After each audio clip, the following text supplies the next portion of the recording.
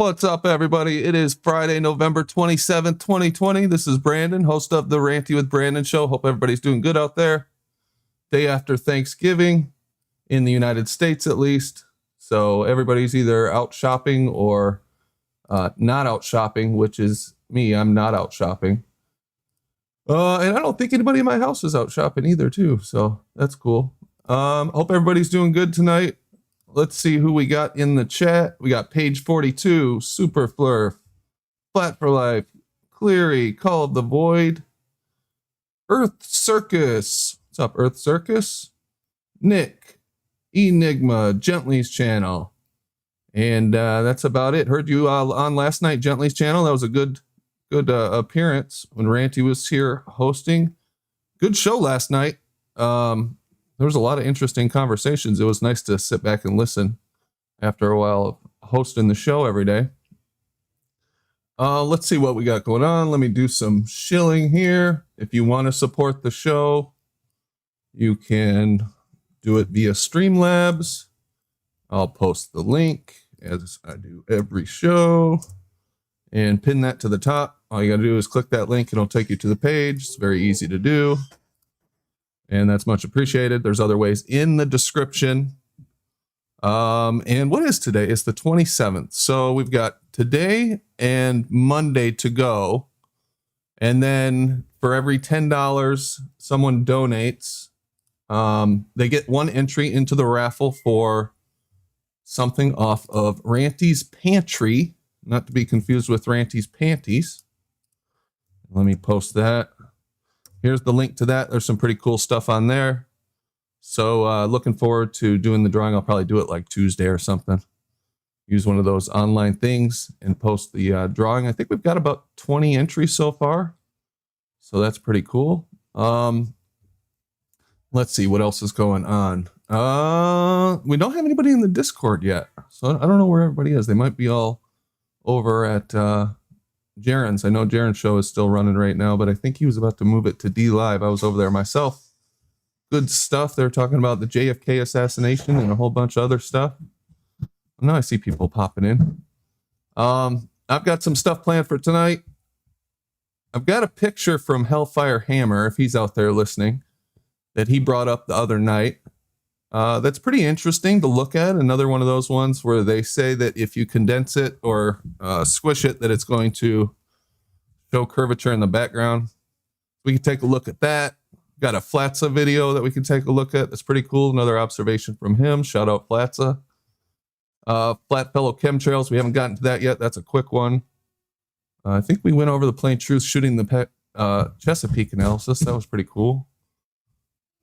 I keep saying we're going to talk about Flat Earth Fokker arrested, but we haven't done it yet. And I'm trying to get him to come on the show and tell us about what's been going on. So he got thrown in jail for quite a while, it sounds like. There's a crazy stuff going on in Canada. I was just reading an article earlier today that there was an elderly woman who was scared of being in lockdown again. So she had the government and her family euthanize her. Well, her family stood around and clapped as she died. There's a barbecue guy that's been arrested for opening his barbecue, refusing to close it down. I mean, I thought the United States was bad. That's a whole different ballgame up there. Let's see. We got all kinds of stuff. Cosmology, the Quran, all kinds of stuff. Did want to mention I've got my family down. My brother, who's sitting right behind me, and his wife and kids are down. So you might hear some kids in the background. I'll try to mute my mic if they get too loud, but it's pretty tough to control. I think there's like 6 or 7 of them running around here right now. So that's fun. All right, let me go to Discord and see what's going on. What's up, guys? Just a text troll. Yeah. What's up, guys? Yeah, for sure. Hello, Brandon. Hey, Brandon. Hey. See, we got Bev Try Thinking in tonight. What's up, Bev? What up? Yeah. Paige. Pythesis. Good day. Lemon. What's up, Lemon? Hello. Plague Zero. Hey, Brandon. Hey, man. Red Man 116. Hey, And Right the Hand. What's up, Right the Hand? What up? Doing good. Good. So what's happening out there? What's the big news tonight? Anything? No, I'm still. We just cut a video with Rumpus. Seemed like yesterday he doesn't know about what a parallel line is.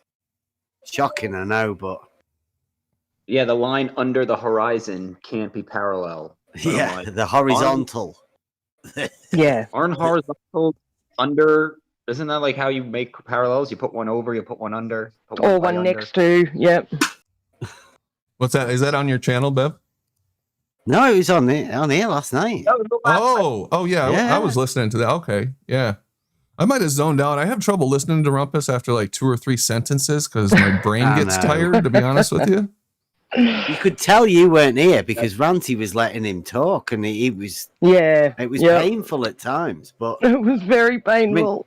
it's thankful, I really, like because if bringing you'd have been here, he wouldn't have been here to say about the parallel lines. And Randy's very good at letting those guys hang themselves. He's a really almost a master, if not a master at doing that, letting them go. And I let Rumpus go every once in a while. Sometimes he's calmer than other times, and it can be entertaining in small doses. But what I heard him say today on Jose's was that when you're talking to a flat earther, you just have to ram it down their throat and don't even give the idea that what you're saying isn't anything but the absolute truth. yes, a sophist. He is a pure sophist. wow. That's what he always does. Yeah, I thought that was pretty Maybe telling. if you just speak over the person enough, it'll become the truth, as opposed to engaging them in their mind and seeing what, if any, problem there is with this whole ball thing. I think the main problem with saying that, plumb lines aren't parallel is you're citing them using distorting, curving lenses that aren't necessarily giving you an accurate scene or a vision of what's going on in reality. I think that's the main problem with these globers.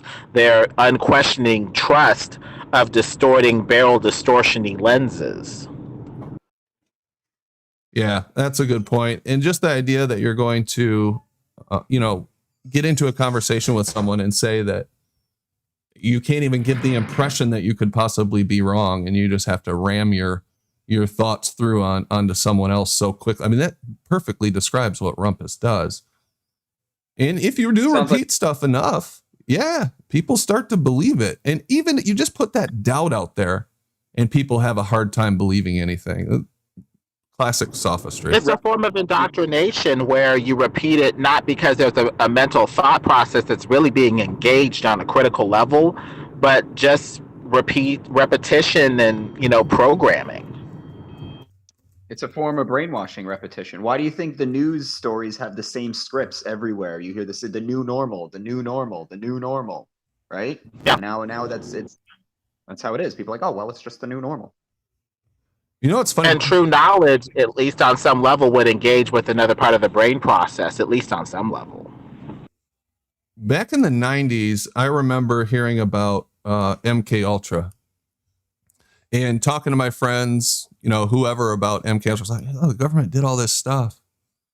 And even talking about that, people acted like you were crazy, but they did all kinds of crazy shit during MKUltra. They're probably still doing it. I think that that was probably a limited hangout where they let those papers get out. Oh, this is what we were doing, but we stopped doing it. We didn't do anything else. We promise. Well, Shout out part to of that Brandon and his was family. in Montreal at the McGill University, one of their psychiatric hospitals, and they were doing experiments with the CIA doctor. And one of the ladies, she got married later to one of our ministers.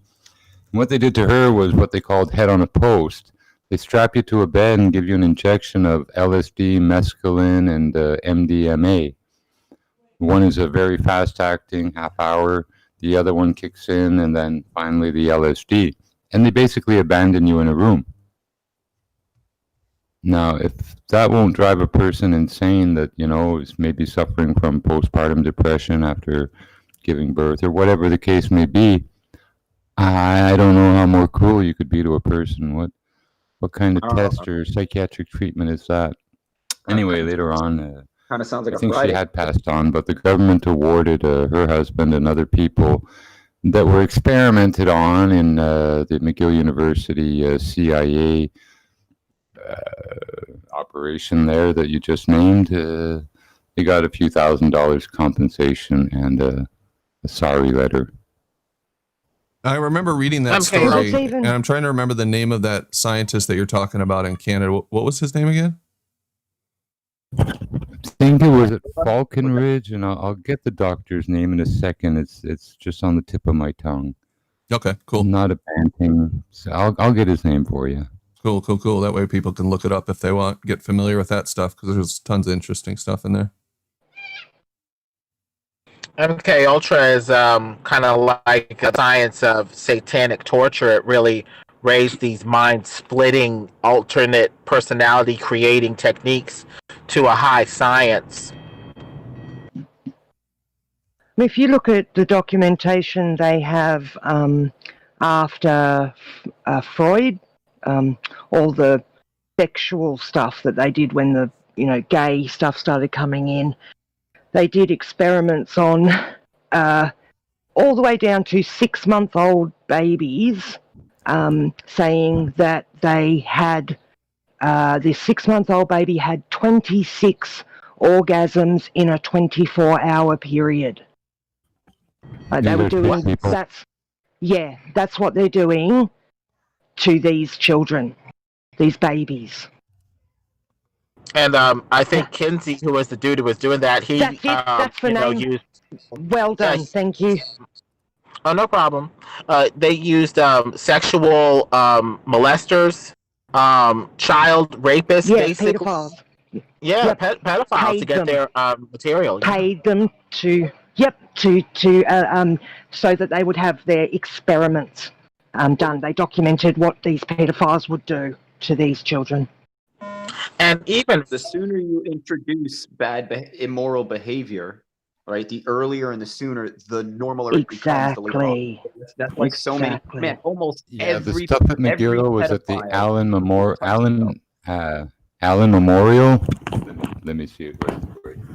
Yeah, Yeah, I don't think there would be one pedophile who wasn't abused themselves. Exactly.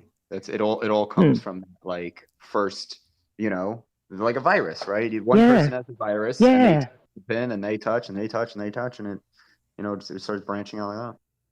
a YouTuber named Expose Evil had a little video on his channel about how Freud discovered with his subjects that a lot of these his subjects' neuroses stemmed from child abuse at the hands of their family.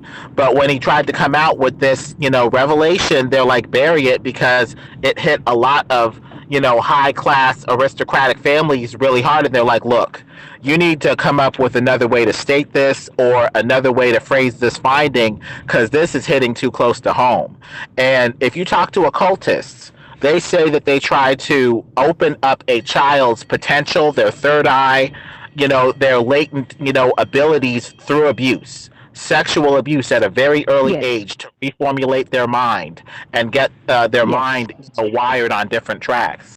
Well, I was watching the Superman movie, just parts of it, and one of the things is when Superman came to Earth, like the aliens from the other planet chase him, and they're like, we have no moral compass, which makes us evolutionary superior to you because we don't let morality get in the way of what we need to get done. And it's almost like they're pushing this narrative of like, if you have morality and you have things you won't do, you're somehow weak and you're somehow like not part of the evolutionary societal being.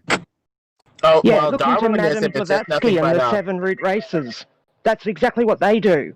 They say that as we went through these changes, we went from the age of innocence, then we became intellectual. As soon as we were thinking like that, we somehow became nasty and started fighting with each other. Like, that's what they believe. This belies the lie of Darwinism. Darwinism is just, in many ways, selfishness survival of the fittest, when it's interpreted in social ways. So the very society that it tries to, quote unquote, help with eugenics and other practices, it ends up destroying, because ultimately, what are we trying to do? We're trying to evolve to become these, transcendent, godlike, things that increasingly, rely on and need other people increasingly less, which ends up destroying your society, not creating it. It just has a bunch of autonomic automatons Automatons. all solo, that are all solo and just not cooperating in any way, shape, or form. Yeah, good point. And I've got that name of the person, I think, Jimbo. It was Dr. Ewan Cameron at the Allen Memorial Institute. That's exactly it. And they don't only have that little epoch of history to deal with at McGill. On their endowment lands, they have more than 7,000 native children that have been buried there, murdered at these killer institutions all across Canada. It's the same. And Australia. The kids that disappeared on their little jaunt with the king and queen of England back in 1950? Yeah, I think what was it? Was it 9 native kids disappeared, never to be seen again? 3 of the witnesses talked about. Oh, sorry about that. Can you hear me? The heck? Well, look into that. The kids that disappeared on their little picnic with the queen back in like the 50s and 60s. Yeah, I think their it is trip me. to Sorry, Canada. guys. Hold on one second. What happened? Oh boy, what is going on? Just suddenly. Big Brother is probably listening and cutting out the portions they don't. Yeah, they won't like what we're talking about at the moment. Right, guys, that's hold for on sure. just 1 second. Let me close this out, and then I'll come back into Discord. Pretty interesting Too much conversation truth so for the far algorithm. about MKUltra, and if you haven't looked into that, done much research on it, I would highly suggest you do, because it'll tell you that the things that our government is willing to do and lie about, and that's just what we found out about on accident. So definitely worth a Fiona Barnett goes look. over her MK. Lots of information out there. I can't really give you a good source that Brandon, I trust, but Whiteboard it's good Gematria, his latest Hearing video anything. upload, the live stream he did last night, has some 1 fantastic information. And he even Hold talks about on that just new 1 monolith second. that's Let me they see found in here. Utah and what that is about.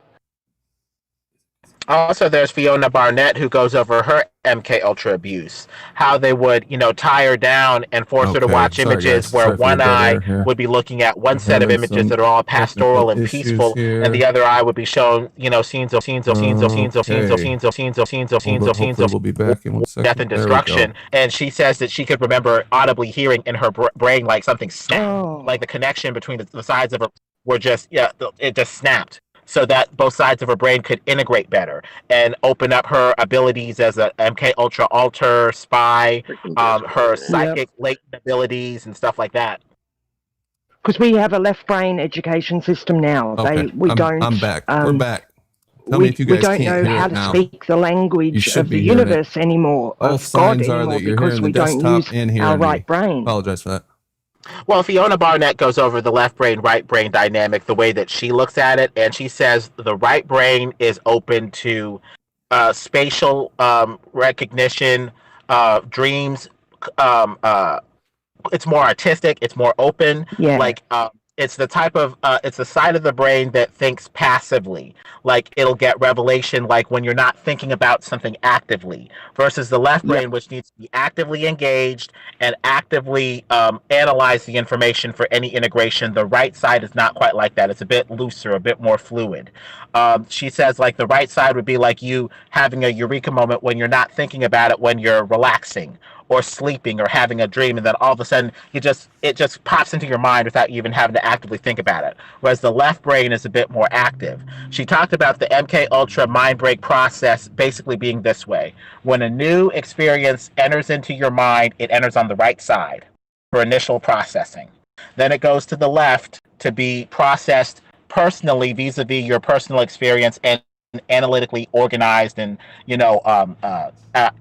evaluated. And then it goes finally to the right brain side for a long-term storage and retrieval. The MKUltra process of trauma is so traumatic. The process stops initially in the right brain as an unprocessed fragment. The brain reorganizes its neural circuitry to around those fragments, and you get new personalities and new alters that come out because of this. And in her book, she goes over her Well attempt said. to integrate Yep. all of her fragments into her whole self again. Yep. Terrible what they do to people. Her book is Eyes Wide Open. I guess it was her tribute to Nicole Kidman, who she says was part of Eyes wide shut. Yeah. Yeah, Nicole Kidman's dad committed suicide or something, didn't he, when they found out how bad a pedophile he was? Supposedly, he was one of her abusers. She details how he slammed a piano on her hands when she said, "I want out of the coven," because she was doing a ritual with the coven. And then she said she had a vision of Jesus coming to her saying, "Fiona, do you really want to do this?" And she said no and ran kicking and screaming out of the Catholic church. It was the basement of a Catholic church where she was doing the ritual. And they called it the incident with the light man. They wouldn't even say his name, But she goes over a lot of stuff in that book. What's the name of the author, Lemon? Fiona Barnett. Okay. You can find She's it an online. Aussie lady. Yeah. Oh, I see it. I'll put a link in the thing. Just look up any SRA, you'll find her name in there somewhere. She's extremely well known. Cool. Yeah, I see it now. Eyes Wide Open. Interesting. Might be worth a read. It's tough to even know. It's tough to know who to trust. You hear these people come out and talk about, I was in these mind control programs, and how do you know whether to trust what they're saying or not, or to even? I mean, obviously, you don't just trust someone just because they, tell you something. There's no way to validate their claims in a lot of cases. So how do you choose who to trust and who not to trust? Well, that's what comes down to your personal. Yeah. That's where you I think it's this thing about faith. What they say, if you believe, then that's all you need. So if what they're telling you, if they're fruit, if what they're doing shows that it is in line with what your heart and your soul would think and feel, like if she's saying these things are bad, what happened to her is bad, then you got to think, well, why would she lie about that? Why would you bother making up stories about fake people? Yeah, no, I agree with that. You just wonder. I always stop short of trusting someone in many cases. I guess that's makes sense since we're probably flat a good earthers, idea. right? Yep. Yeah. Oh. Yep. Are we ever going to catch these guys? What I think is you need to at least find out, absorb as much information as you can, right? So that you can see things from as many different perspectives as you can, so that you can try and find if there's any holes in their stories or whatever. If you can look at it from all different angles, you might be able to see those holes a little bit better and see where their stories do add up or where they don't add up, that kind of thing. Yeah, but we know in this case, it doesn't, the individual stories are interesting, and I'd probably give them the benefit of the doubt just because this is pretty substantiated and it's admitted by the CIA that they were doing all this shit. So, I mean, that's just what we found out about because they supposedly forgot to destroy one of the boxes of their files. It's not just the CIA either. And, well, they're also finding now SRA victims, thousands of them, with the little microchip you can chip your dog or cat with, so that if they run away, you can just, find them again, triangulate them. Well, they're finding all these people with that. There's an SRA victim who said, I went to the doctor. There is an implant in my brain that could not have gotten there. It could only have been planted there when my bones were soft, when I was young, and the bones hardened around it. They can't even go into her brain to remove it without, I guess, cracking open her skull. But she says, I have the doctor Wow. says that it's there, and this thing could not have gotten in my brain or in my skull unless it was surgically implanted with, somebody who knew what they were doing or whatever. Because stuff like that doesn't just end up in your skull. Hmm. And it mirrors a lot of these alien, stories and stuff like that, where they're implanting stuff in people. I don't believe the alien narrative on that level. I think that they're probably fallen angel demons from hell, but it does seem like there are some parallels maybe we could look into. Yeah, no, I agree. What is the connection between Project Paperclip and MKUltra? That'd be interesting. I think the old world Satanists from Europe came over and taught us their techniques. Before then, this was just something done by aristocratic satanic families to make altars for their kids because, when you're doing a ritual, you want your kid to be silent. Otherwise, the demon may lash out and kill the kid. Benjamin So, Franklin I'll second that. brought over this Hellfire Church cult from England. He had buildings with caves with, bat skulls and altars and other stuff. And that's Benjamin Franklin. It was the Tavistock Institute on it from the UK. Tavistock. Yep. Spread its wings. Did you say the Benjamin Franklin? Yep, he was a cultist. Yeah. And he was a member of, I don't know what kind of cult from England that he brought over here with his friends and fellow members. And if anybody thinks didn't that, they find I was just going to say, didn't they find 5 dead bodies underneath his old residence in England or something like that, where Ben Yes. Franklin lived? Yes, they did. Yep.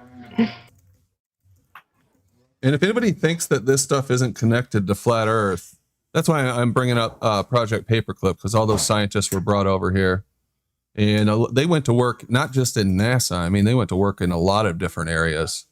And you got to think that if they were a part of NASA, and faking the moon landing and all that stuff, what the hell else were those guys up to?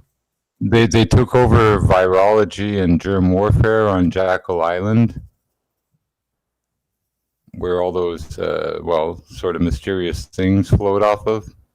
Yeah. Cryptoid animals, and what that Lyme's disease comes from. I think it's Lyme's Isle or Lyme. Well, anyway, it was named after this little island where they do. I heard about research in black biology. German. Same Paperclip. Messing with the genome. I mean, it's not too much of a crazy conspiracy theorist narrative to say that these fallen angel, demons from hell are giving people knowledge in exchange for Lord knows what.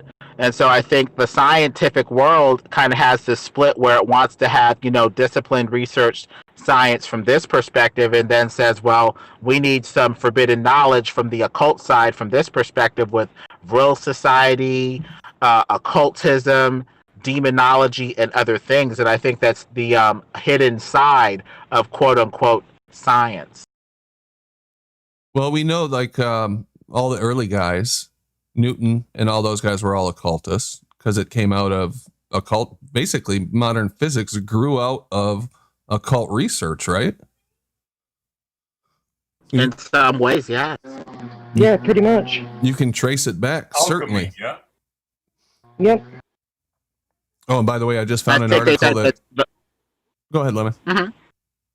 I think they said that the TV was an attempt to try to reach people from the other side. Like the initial research into radio and television was an attempt to paranormally reach other people from the other side, you were saying? I was just going to say, I found an article that said it was 15 bodies that were found in Benjamin Franklin's basement in a windowless room now. beneath the garden. Yeah. Yeah, I thought it was 5. Wow, 15. Jeez. Well, even back in the days of Edison and stuff, there was a lot of equipment developed, electrostatic and other stuff, to reveal and allow ghosts and spirits to materialize and speak with you. And there were a lot of these machines about. It wasn't just one manufacturer. So I don't know You're what talking that's like all the about. Wayback Machine and that kind of stuff? No, an actual type of machine that they had lots of and different manufacturers of, which was like a spirit box. If you look, you can find hundreds of photos from different people, different places, with different machines from different companies that are, well, supposed to be, and there was a lot of them around, just like blimps, would let you talk to the dead, basically, spirits. It's like the Ouija board now. And see them, yeah, but visualize them in 3D. So I'll try to find one and post it in back, or a few of them. Give me a minute. Yeah, sure. That'd be great. Yeah, listen to this. The most plausible explanation is not mass murder. This is the bodies under Franklin's garden, but an anatomy school run by Benjamin Franklin's young friend and protege, William Hewson. He's got a backstory for why there was 15 bodies found underneath his garden. See, why is that even okay? Even if it wasn't an anatomy school and they were dissecting already dead people, why were the bodies then not put in proper graves? Why is it even acceptable to anybody that these dead people, whether they were already dead or not, were buried in somebody's backyard? Well, these are seen as sacrifices to the gods, aka the fallen angel demons we worship instead of God. I think now it's just a bit more technologized because you can get a breeder or somebody to give their baby up for sacrifice, under the radar, but it's still going on even today. And Yeah, abortion. Bodies under your house back in the 1800s, that was normal. That's like how you got rid of grandma. You just put her under there. Yeah. Nobody thought twice about that kind of thing back then, did they? Yeah, come on, everybody did it. There was a lot of grave robbing going on, and they are right that there was a shortage of bodies for anatomical studies, but still, I mean, come on, they don't have any evidence for that. They're just speculating. Yeah, still, why were they then buried under the house? Yeah, exactly. Like, even if that's right, why weren't they allowed a proper funeral? That's terrible to treat their bodies like that. So no, it was for the good of science. They used to buy bodies. See, that's the holes I'm talking about. If you look at things from different perspectives, you can see holes in their stories. Yeah, people used to go out. People would go out and kill, actually, and bring the bodies to sell to these people for whatever they use them for. Yeah, that creep in Chicago, what was his name, that had that murder palace, was doing that, inviting people in supposedly, and then selling their bones for different medical studies. They to medical schools and shit. So it was definitely some creepy shit going on. Okay. And it's the same spirit you see in evolution, where they were going to Aboriginals, shooting them and boiling down their skulls for evolutionary studies. It's the same spirit that says knowledge at all costs, even if it, costs human life. It's stopping at nothing to get this knowledge.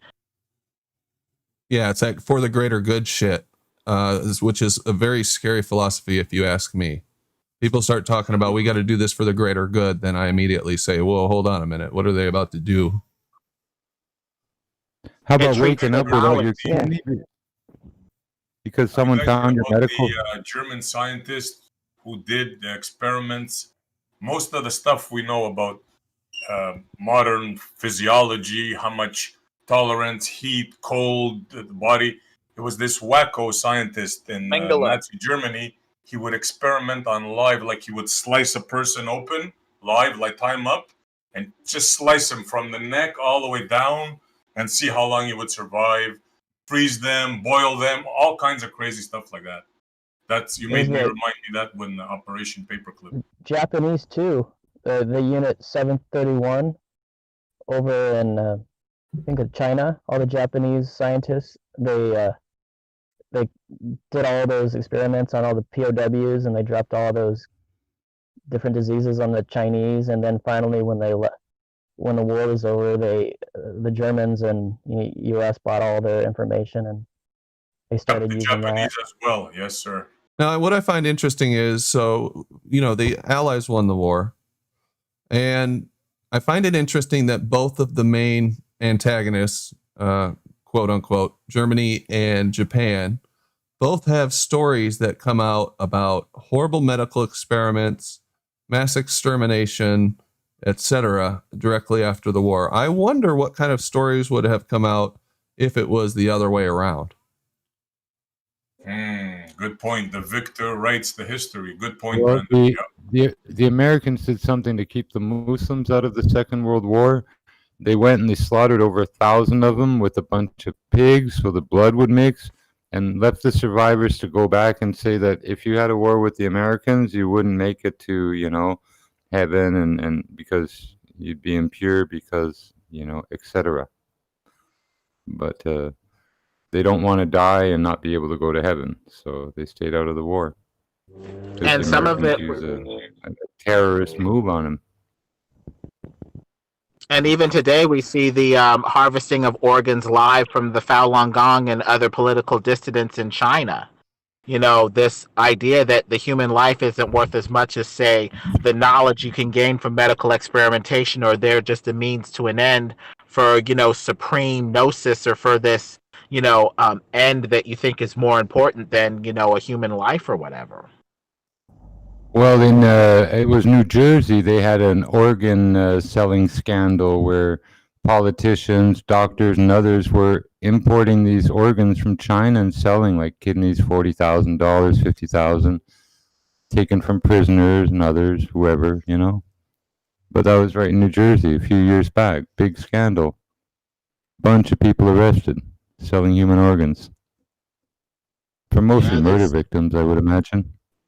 They prefer it live because I think they say it has more energy that way, probably has more adrenochrome, stuck in the organ or something like that, harvesting these organs live instead of the dead person. Listen here. If I'm going to harvest your liver, your kidneys, I'm going to shoot you in the fucking head and then harvest your goddamn organs. And I don't give a fuck about the rest of you. And I don't give a fuck about adrenochrome. I don't give a fuck about nothing. I want to get that organ there as fast as possible. And if that means shooting you in the head, ripping you open, and getting it out of you, God damn it, that's what I'm doing. I'm not fucking around with adrenochrome bullshit. Well, what about the brain? What if you want to sell the brain? That's not going to be very efficient, is it? Yeah, and I would argue they would use a human the way they would use an animal. You cut it up and you use every part you possibly can. Look, if you're a criminal and you just want to fucking make $40,000 off a fucking kidney, you don't care about the rest of the fucking garbage. They're not. Look, but they're not just ordinary. Shoot a bear and they'll skin their paws, and that's all they take is the fat off the fucking paws. I'm sure there's some that just. I'm sure there's some that just kill. And add on to this. But you've got to be pretty silly to think that that's all that happens. That they don't. Use every part of some of their victims. And it has to be fresh, and you don't have a market for the rest of the shit. What are you going to do? Pack it on ice? You probably put them under or something like that. Maybe some anesthesia, maybe none. Jimbo, can I ask you a question? What sparked your passion here? Why are you so? Well, if there's a medical emergency and you have to do a radical amputation, you don't pussyfoot around. You knock the person out and you cut off their fucking arm where you have to cut it off, or their leg where you have to cut it off. Anything else, fuck off. Someone will die. Okay. And you have to know how to cauterize a wound after you amputate. It's called a radical amputation. Unless you know something, get out of the fucking kitchen. You don't deserve to be a chef if you don't know how to fucking cook. Wow. Speaking of China, I've never heard so many fucks in one person's thing. Oh my god! Every second word, fuck. Oh, well, you should listen to you should listen to one of my live streams. You should listen to one of mine. What's up, Alan? You should hear the Scottish swear. It just went from, just a normal conversation where, there probably wasn't a single swear word said, and then all of a sudden, it was just like bam, bam, bam, bam, bam, bam, bam, bam, bam. Like, holy shit, somebody's triggered. There's somebody in chat who's saying that I'm not actually triggered. It's just the way I normally speak. When I'm not Yeah, it's speaking like passion. that, it's I my get it. abnormal way of speaking. That was okay. What I kind of got it. It sounded as if he was shouting at someone, but he was just expressing himself. I kind of got it, but I agree with about the harvesting as well. I think they probably keep people alive and maybe just use them to grow different things. Oh yeah, case is a bit like in the movie Coma. I don't know if anybody remembers that from way back. Tom Selleck's in it. He's wired up and suspended and in a coma, and it's a place that was deliberately killing people so they could put him in this center to sell their organs. Excellent movie. It's called Coma. Yeah, sometimes they put the truth in movies, kind of thing. I was on the dark web. My mate told me about this. He told me about Onion browser, Tor browser, and so I went on there and I ended up on it was the Wikipedia thing on it, and I seen this. It was a list of things, and I seen this one web page. It was called Human Experiment. I thought, aye, what's this? And I clicked on it, and it was scarily real. It was like you were reading a daily report. It was like a diary kind of thing, and it was written in a way, they told, subject A was taken off the streets, whatever, said he was a male, 45, blah blah. Subject B was this, and they were talking about what they were injecting them with. They were experimenting on, and it sounded so real. And that was my wee story. It was just you guys talking about it. I thought I'd come and share that about it. So I think it still goes on, but it could have been fake. But in the end up, some of the stuff, and it was talking about like younger people as well, shall we say. It's quite an in-depth report, and then, as I say, it was like over a few months. I read quite a bit of it and thought, fuck, this is crazy, man. This is pretty real, or it seemed real anyway. That was it. Yeah, you never think it can happen to you or be around you until it actually happens. So. Yeah, and a big thing about organ harvesting is that often a person is selected because they're a match. Their organs are least likely to be rejected by the recipient. So, like I say, when like in China, they got lots of people to take organs from. They don't have to keep them alive on incubators and then wait till they find another match. If you match and you're in the prison system, you get the bullet to the head, your organs are harvested, they go to New Jersey, and they're sold off. All I'm saying is there's probably times, I was just going to say, there's probably times where they need an organ for somebody, but they also need to do a ritual or, something else. They need to traumatize somebody, so they use a person and do everything all at once. Still has to be a match. If it's going to be a transplant, yeah, so they find somebody they find somebody in the prison system who's a match, but they also need to do a ritual, or they also have children they need to, torture and have this mind control. So they do they take the organ, but they also do these other things because it's better, to get everything done with that one person rather than have to find 3 different people. But if your organ is coming from China and your sacrifice needs to be done in New Jersey, then you've got a problem. That wouldn't be a problem for them. Yeah, but if they're all part of the same club, Jimbo. From China to Jersey. Yeah, but if they're all part of the same club, why are you so opposed to them? Why are you so opposed to the thought that they might use the same person for different things? I don't get it. But why not? I would. Jimbo, they could do the ceremony over in China. They're all part of the same club, and do the ceremony over in China and send the the vibes over. It's the same. Yeah, I agree. They still get their ceremony. No, I'm not saying it is or it isn't, but what? Yeah, I bet they do what you say, Jimbo. I bet there are times where they just go, okay, yeah, boom. exactly. That's what I'm saying. People want money. Like I say, the Jersey mob that was importing these organs wants money. first. I think that's the key. It's not all satanic and bullshit. No, I know, yeah, but well, I People don't think wanna Paige live. is Yeah, insinuating. yeah, yeah. They'll No, pay that's anything yeah. I agree for with it. that, Jimbo. So Yep. let's say, Yeah, the ones I'm that not are a just the low I level. want to live. I don't care about sacrifices. I want a liver. Yeah, the low level ones. Yeah, I'm sort of thinking more of the upper echelons. You know, when they get older and they need a liver or whatever, they'll probably take a person, find the person, and then use that person for as much as they possibly can. You know, because they don't want to be putting themselves in a situation where they need to find 5 different people. You know, A few examples like Gomer Pyle and I forget the other one, the one at Apple Computer. They both got moved to the head of the organ transplants and stuff, ahead of everyone you're else. very low too, Chris. That's not by the way. right. That is so wrong.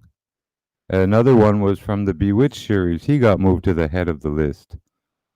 There's no reason for that, you know. Yeah, why is their life more important than anyone else's? That's right. It's like, well, you're all equal, but they're more equal. Just like the justice system. Yeah, they're more equal. Yep. Well, listen to this, guys. You're talking about, you know, them bringing organs over from here.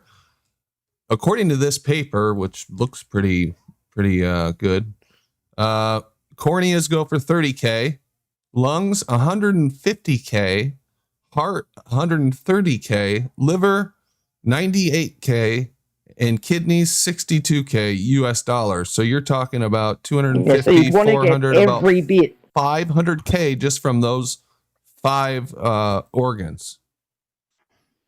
Well, there's Yeah, another amazing. movie.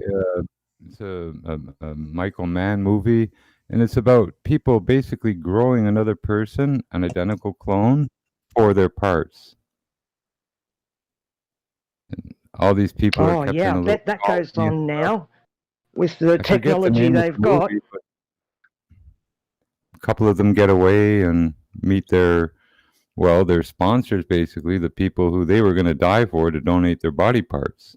I forget the name of it, but it's another good movie about all this, literally transhumanism and people that just don't want to die.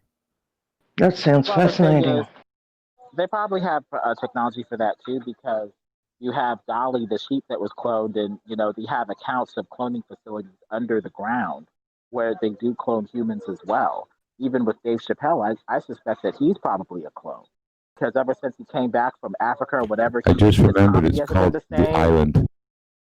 Yeah, his comedy hasn't been the same. He just seems like a totally different person. I think if anybody's been cloned, it's probably some of these Hollywood celebrities, especially. The moment you don't do what the corporation wants you to do, they just think of you as a product to farm out and replace. Well, going back to what Brandon was saying there, right? Brandon was talking. He's got a thing up there showing the price of the bodies. It just made me think. Right, years and years ago, they had in the paper, and there's a couple of times I've had it. How much is your body worth? And my joke was going to be, oh look, the prices have risen. Because the fact is they actually have when I first seen the story, but it was in the newspapers, and I was thinking, what a great way of actually just there now. What a great way of promoting. Maybe we are talking about a shortage of lungs or whatever. What a great way of promoting two criminals, thinking, hey, wait a minute, look at this, guys.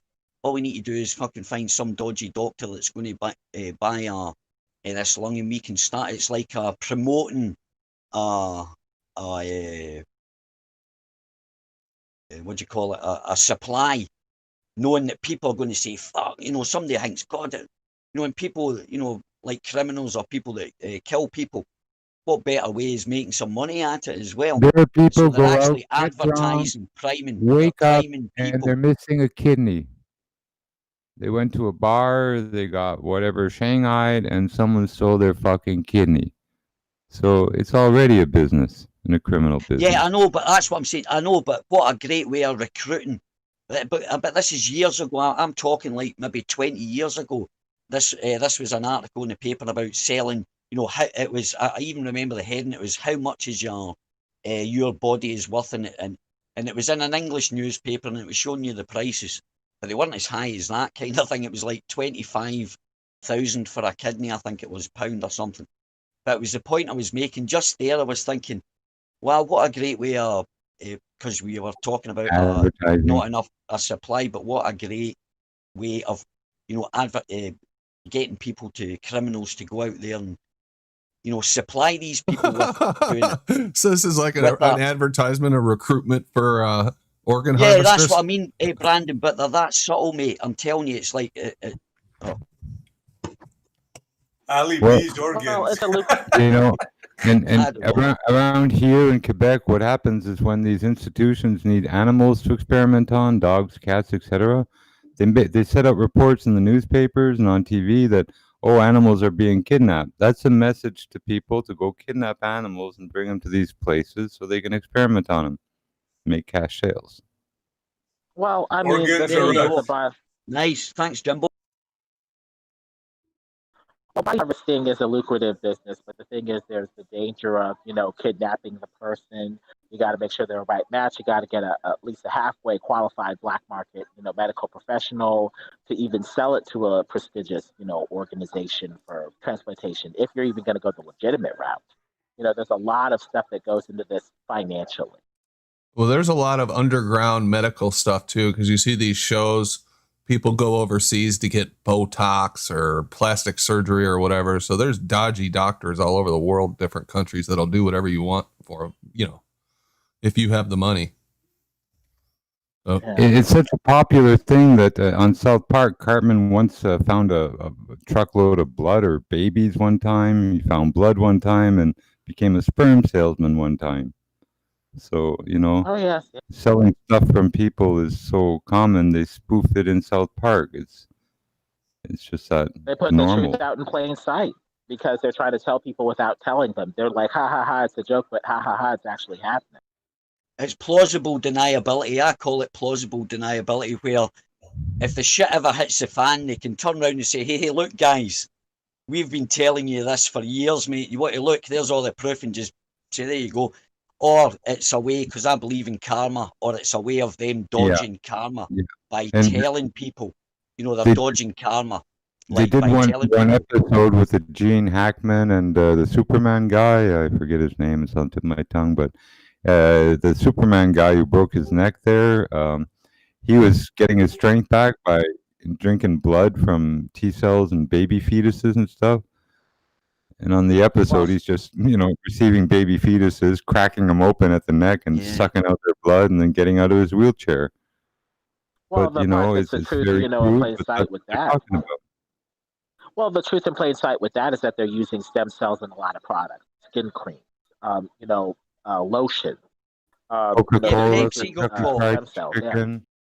Pepsi got caught using it was actually stem cells from fetuses in the for flavoring.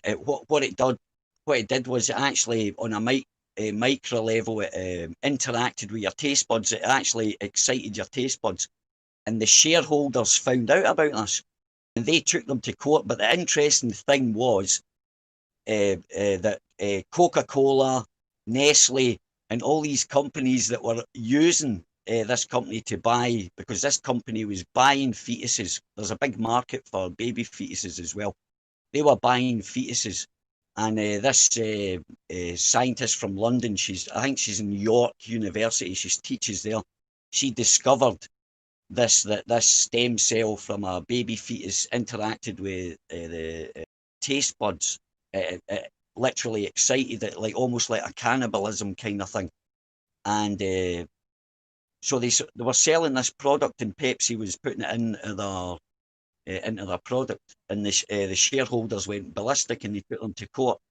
And the judge said, nah, it's all right. But the interesting thing was Coca-Cola, Nestle, and loads of other big companies stopped using this company, meaning they're putting it in chocolate. And well, you think of what the foodstuffs that these companies make, and it actually it produces almost like endorphins, but through the taste. It makes you crave So for. that's in the cannibal. Yeah, I think yeah, the exactly. company was Yeah, Phenomics exactly. that was coming under wraps. oh, Yeah, that's And the this company was is Phenomics. fact. I could even Cinnamon. show you the paper. I could even show you the paper and give you and if you read it, it's so, I was like, you know, I mean, like it was the fact that these companies were using this company until it became public. Pepsi, so they all ran like fuck, like Unilever, all these companies that make food or chemical products and all this. No, you're kind of right. I'm stuff. looking at it It's right now, called Ali B, something and it's like called Semtex or Seminex or something. it's called HEC 293 cells, and this is what it says. I've got it up on the share if you guys can see it. HEC They 293 call it cells natural flavoring. trace their origin to a single fetal kidney back in the 1970s. Everything since has come from cultured cell lines. Oh, well, they just made more out of the one fetal kidneys, so that's okay. It's all right that you're drinking fetal kidneys because it doesn't. They don't get it from that's the exactly babies what they anymore. say. Wow. Yeah, it's not Good find, actually. Ali. It's just a cell line. You know, it's what's in our but here's the bigger vaccines. picture. Cell Can I lines. just add? I want to add the even bigger picture because it's on so many levels, right? And it goes into like corporations, right? How the structure of corporations. So anyway, the shareholders took them to court, right? They lost the case, right? So the fact was that, so I thought, right, wait a minute there. I thought shareholders, when you buy shares in a company, they have annual general, AGMs are called annual general meetings, where shareholders are allowed to vote for the board of directors. But then I found out this, obviously, like there's things called stakeholders. I thought a stakeholder was a shareholder kind of thing. But I found out the difference and why the company. So what that is with the shareholder issue is, I know I've got friends and family, right, that invest in these companies like the normal people, right? So it's another arm of stealing money, creating this illusion that you've got a chance of, but you actually have no power. You're part of you're given the idea that, yeah, you can go to the meetings and vote on but in reality, the law that it's under, it's the stakeholder, and that's the people that put the money up. Not like Bill Gates I think he owned 3% of, what do you call it, that company has, and Zuckerberg as well, that they were funded by people that said, no, you're only getting 5 or 10%, like Microsoft. Bill Gates was only a minor shareholder. He didn't actually own it. He was just a front man for the stakeholders, the guys that actually funded him. Oh, yeah. That was but on so many levels. That court case was, because think of the implications. There was, and then you end up looking into, there's an industry for fetuses, and then you look into that company, that place in America, the one that does the for abortions. What's that one? Planned Parenthood. That's it, Planned Parenthood, right? Then you go into that, and then you realise, wait a minute, that's encouraging. That's because I'm Here's telling the you, thing about Planned Parenthood. It was founded by Bill Gates Sr., the father of Bill Gates. Hold on, Jimbo. Jr. Oh, what? Go, finish, Ali. Were you done? Oh, no, I was beginning to rant there. No, because I could go into anyway, give someone else, because I think Jimbo knows it, and yourself, and I was just going into when it's not.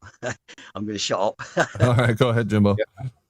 I just wanted to mention Planned Parenthood was founded by the father of Bill Gates. Oh, I did not. Are you serious? Oh, yes, I'm serious. Absolutely. Wow. And other organizations have been founded by Bill Gates' dad. Yeah, he's 100% correct. Bill Gates' grandparents as well. They're massive eugenicists. Massive. Wow, that's really interesting. I've never heard. You guys blow my mind all the time. Listen to this paragraph. To non-scientists, this may sound a bit strange talking about the HEC 293 cells, but the reality is that HEC 293 cells are widely used in pharmaceutical research, helping scientists create vaccines as well as drugs like those for rheumatoid arthritis. So it helps grandma, so it's okay. The difference here is that Cenomix's work for Pepsi is one of the first times the cells they've got potentially in question marks or in parentheses, been used to create a food or beverage. And it's important to note that no part of a human kidney cell are ever a part of Cenomix's taste enhancers or any finished food product. Yeah, right. That's the word, Cenomix. That's it. How sick Yeah, they'll call is it a that? natural flavoring. Yeah, don't give us a choice. to say, oh no, we don't want to consume those kinds of things, thanks. They just put it in anyway. And this is from CBS News, so you know this is half bullshit. Wish I had a good source off the top of my head here, but all these damn search engines. What search engine do you guys use? Because Google, DuckDuckGo, it doesn't matter what I use. The first 50 things that are returned are mainstream establishment newspapers and the such. They're freaking worthless. You know where I get most of my information from about the world, what's going on in the world?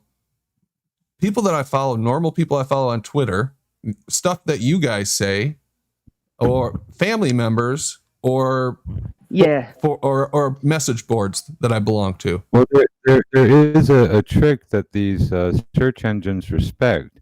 If you do a search and you include a plus sign between each of your search terms, it'll limit your search to that, and it'll eliminate a lot of the metadata and other stuff trying to sneak in onto a page. So if you want very specific data, you put flat plus earth plus whatever, or medical plus research plus into plus, and use that plus sign.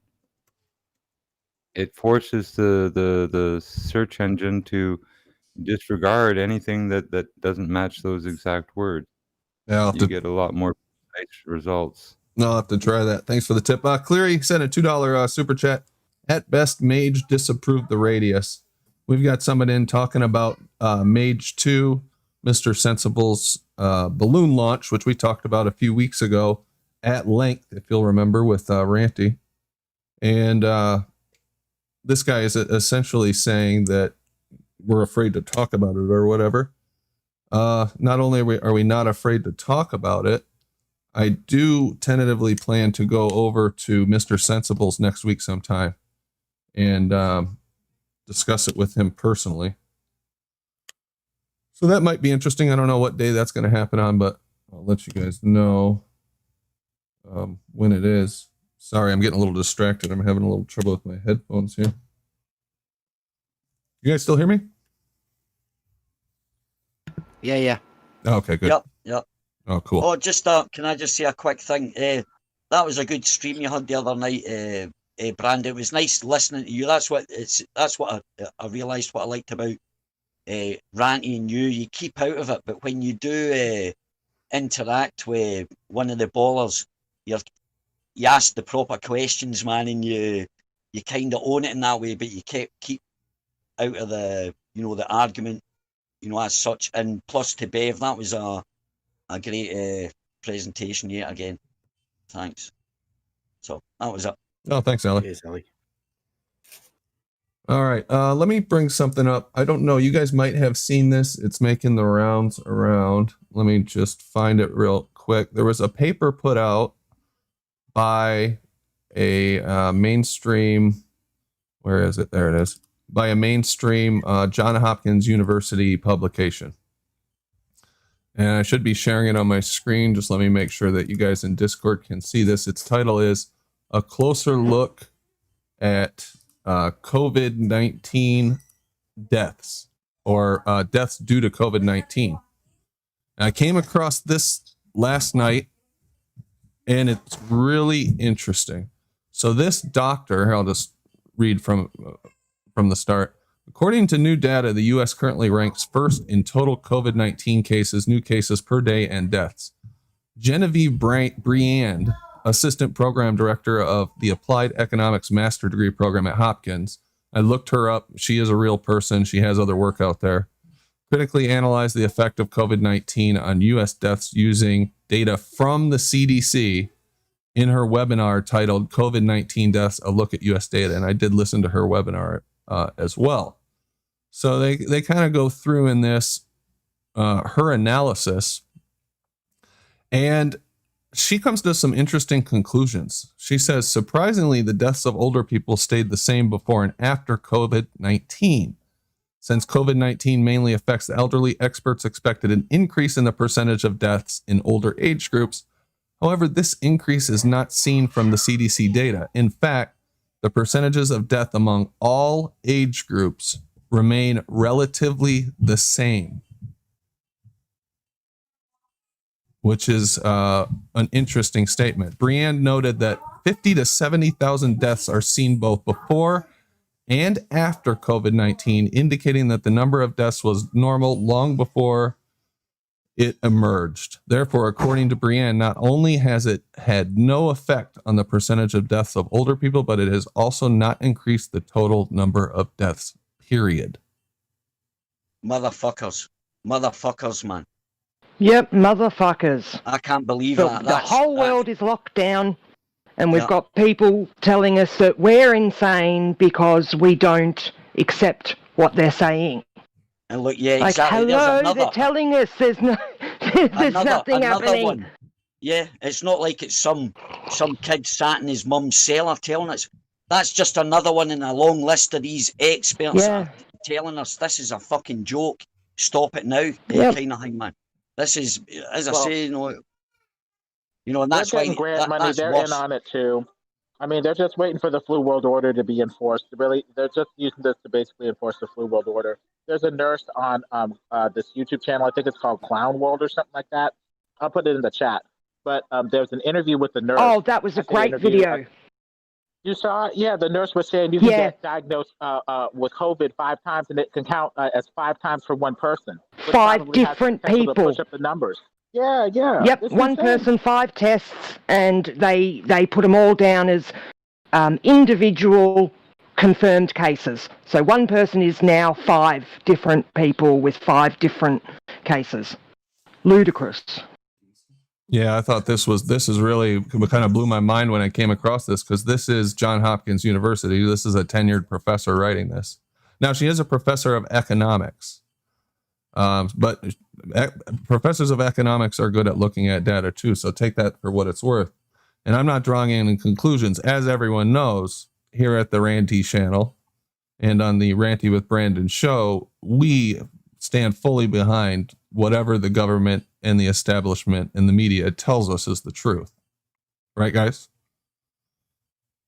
Absolutely, brother. Yes. Absolutely, man. Yep. We do what we're told. Yep. Yep. Good for them. We'll even spread our cheeks for you. Let's not press it now, Paige. All right, well, let's not bring the tone down. Let me read I'll this. never do that for them.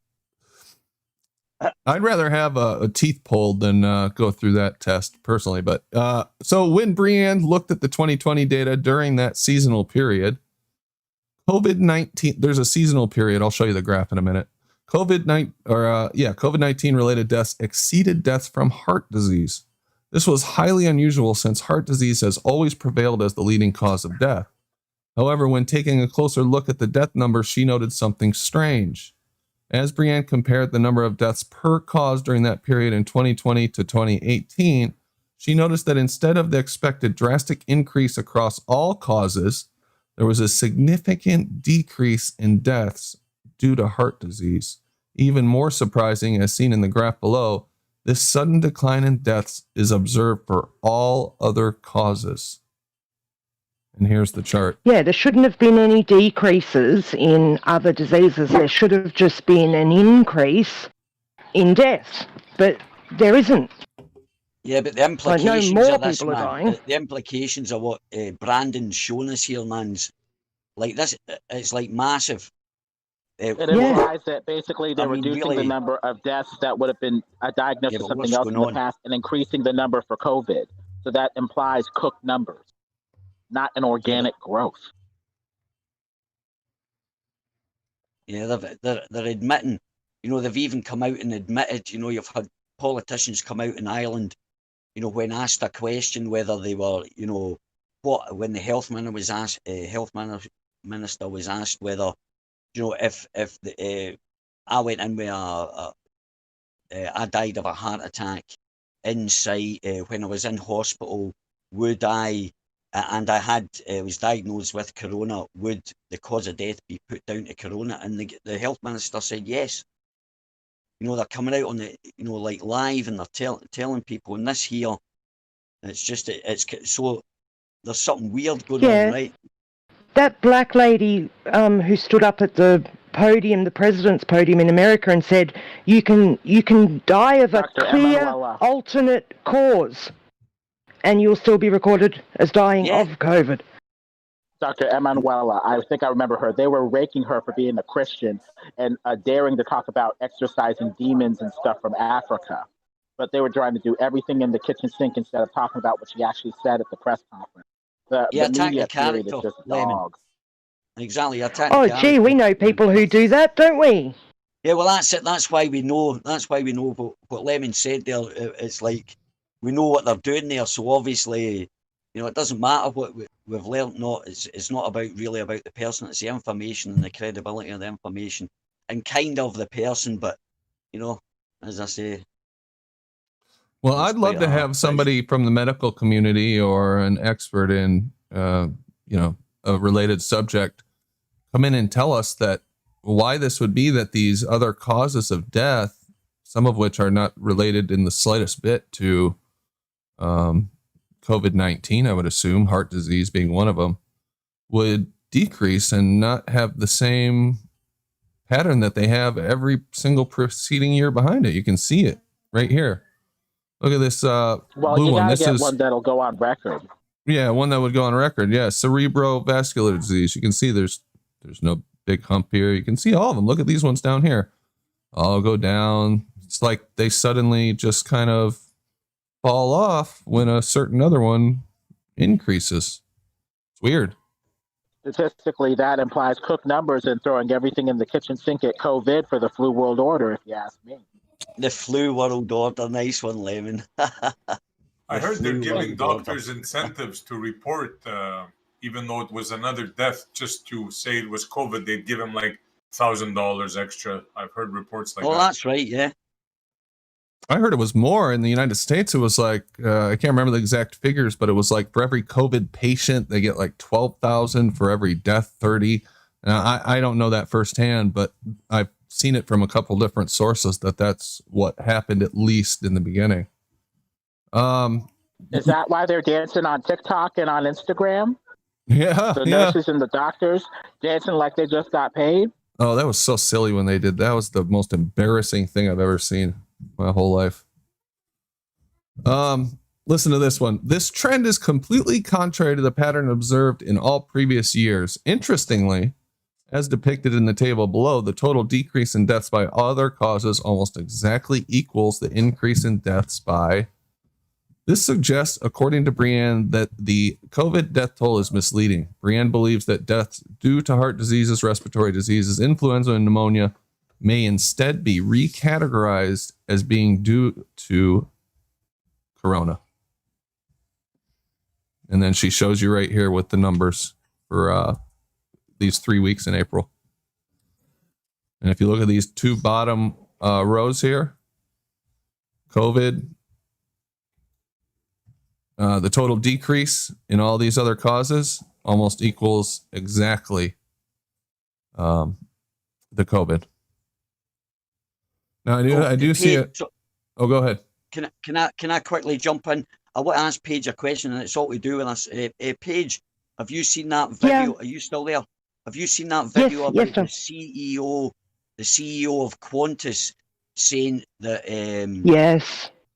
that Anyone Fuck. coming into Australia or must be going out? vaccinated. Yep. So, like, if that means, not only people that live in Australia are going out for a holiday because they've got to come back, so they'll have to be. Yep. But people coming in, it's like they're locking Australia down as well because it is pretty harsh down there. Yeah. Yeah, they're It's cutting us weird. off from the rest of the world. Yeah, but and it's quite strange, especially what Brandon's saying, and this isn't the only person that's coming out. It's kind of freaky actually what's happening. Yeah, it is freaky. Yeah. They're taking a lot of our rights away. They're shutting businesses down. Interestingly enough, you know, I don't know if you guys knew this, you can't catch it, it seems, at Walmart or Myers or huge grocery stores or any multinational corporations locations. No, only at mum and dad bakeries and stuff. That's the only place you can catch it. Yeah, it's Well, I've got odd. a theory about that. Brandon, can I give you a quick theory why that's happening? Sure. And it's down to law, right? Because imagine this, right? If we know a wee bit about laws, corporations are classed as persons and you've not to do harm to anybody, right? So I believe if you could actually look deep enough, you probably find it yourself. Whereas that these corporations have got great lawyers. So, for example, if the government's deciding to shut them down, there's so much evidence to prove there is no need for them to use masks, blah blah. So what they have done is they've threatened the government, say, look, if you do that, we're going to sue you. So you're going to allow us to stay open, and we'll keep quiet about it and not tell the little businesses. So there's always loopholes in the law, and I think that's how the corporations are closing down these little businesses and stuff like that. They know there's a law. That's why they're doing that. It's perfectly legal what they're doing. They haven't got any other advantage apart from they've got good lawyers, and they know that loophole, finding that case or that argument that says, hey, wait a minute, you're causing me harm as a person. They've defined themselves as a person, and you're not allowed to do harm to people or persons. I just put a link in the general for the video from why this is all happening. They gave one too many hints. This monolith that they found in Utah, they have, that is basically them saying that their ascended master is on his way. So the Antichrist, Jesus was last age's ascended master. So this age, their ascended master will be the AC, and winter solstice for you guys, December 21st is the end of this age. So please, everybody, just watch that video. It's only like an hour and 10 minutes or something, but so chock-a-block full of information, I posted that in the. I would encourage everyone. Yeah, I'd encourage everyone to watch it, please. I posted in the chat so people have it. I actually watched it. I wasn't paying that much of attention though, but from what I did hear, it seemed pretty good. Mark Collard actually has the numbers 13K for a COVID patient, 39K for a COVID death, I believe is what those numbers are. So that's a pretty good chunk of change. 13K and 39K. That's nothing to sneeze at when you're getting a handout from the government like that, for sure. And then let's see I be here. dishing in the TikTok video too. If I got that, shoot, I'd be twerking and everything. Governments are getting that money from the United Nations. They're actually given. There's ministers getting money, and their friends are popping up with businesses. Like the company that's doing all the testing in Britain is a friend of the health minister's husband. Oh yeah, that's always something like that goes on. The shareholders of Pfizer are connected to some legislature. Because they're all in the brotherhood. You help your brothers. Well, exactly. And that's that. But this is right in their face. This is like public knowledge. It's not like a conspiracy. It was in the newspapers in Britain.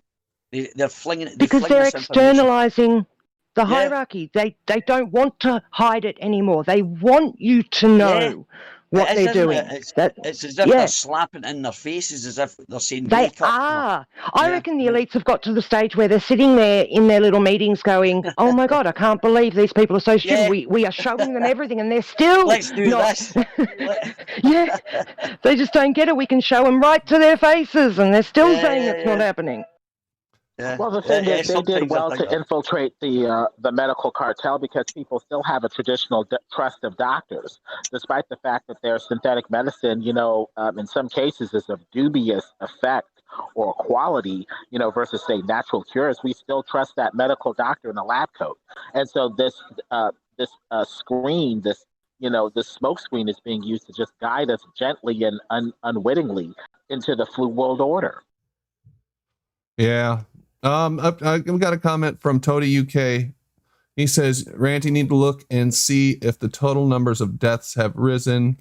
Then if they have, look at the source of death. Are there more people dead than before COVID? Stats are complex. You need good data. I assume that this is where this is coming from, but you can find this on the Wayback Machine, Toady, and I can put I have the PDF. I can link it in the what's it called? Discord. I'll throw it in there again and tag you if you're in there. Isn't it funny how it gets complex whenever laymen like you and me begin to understand it? All of a sudden, it's complex. The moment we start to understand it, and past all of the crap. Don't you notice that? I think they're just trying to convince themselves and hold on to their reality, Lemon Bird. I think that's what a lot of that is. With a lot of these people, because it'll bust their bubble, their world view of things, man. Even that simple thing like finding out that this is just ridiculous what's happening. Anybody can see this. I mean, there's like thousands of experts coming out and saying, look, this is ridiculous.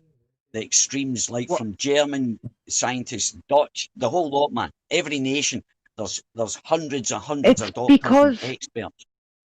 It's because they need to destroy the old system to bring the new one in.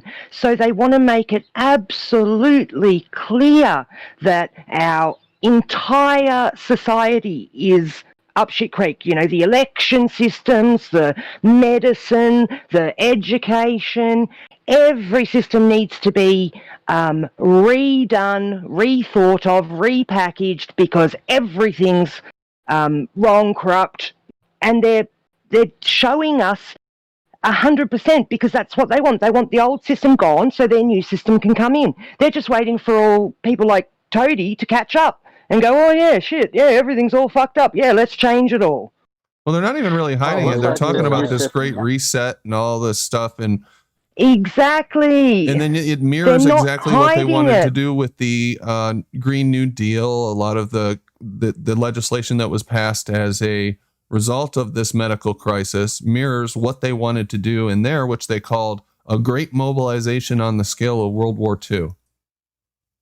And what did we get not a year or two later after the Green New Deal failed in the United States?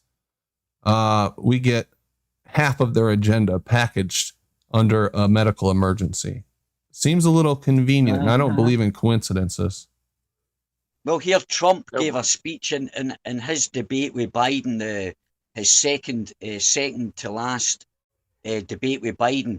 It came on to coronavirus, and Trump said, "Yep." He said, "We're Pfizer. They've got a vaccination there. We're ready in 2 weeks.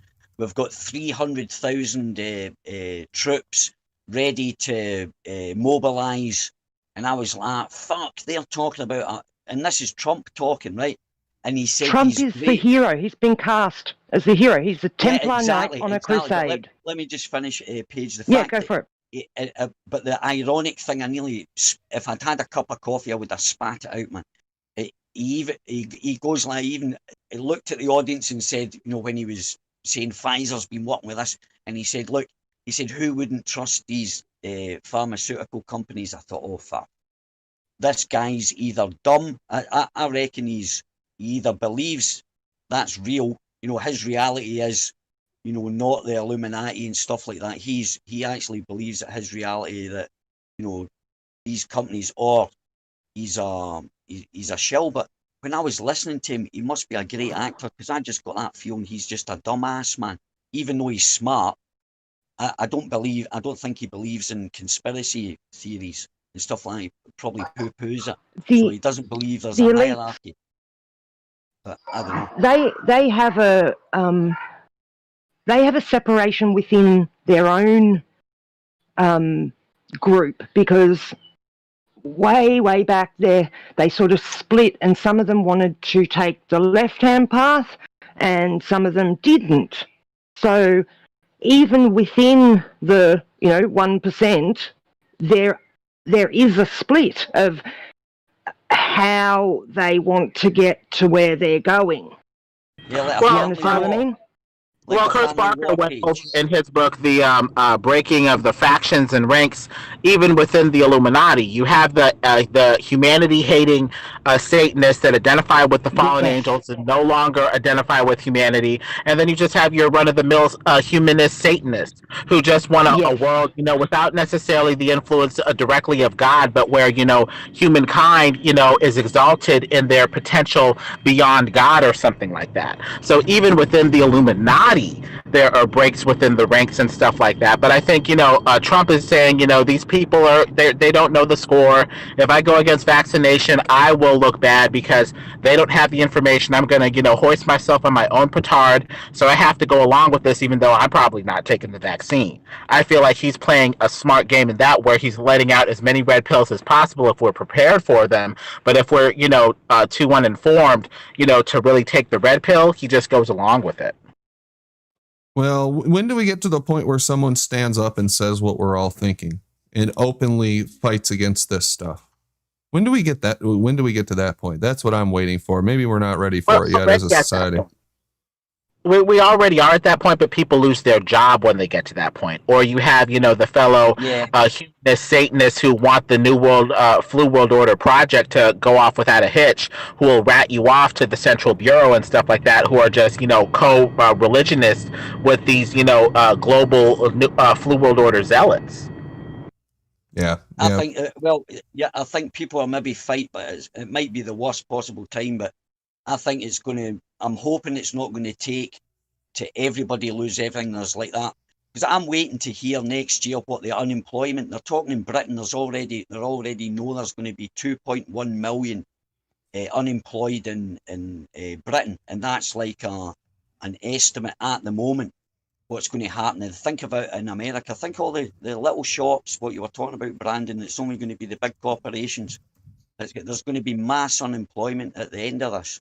So, I don't know. So when people tend to get desperate and lose everything, I hope those people will accept the offer of a universal income if they're so desperate they've lost everything, lost their business, have no hope of rebuilding their lives.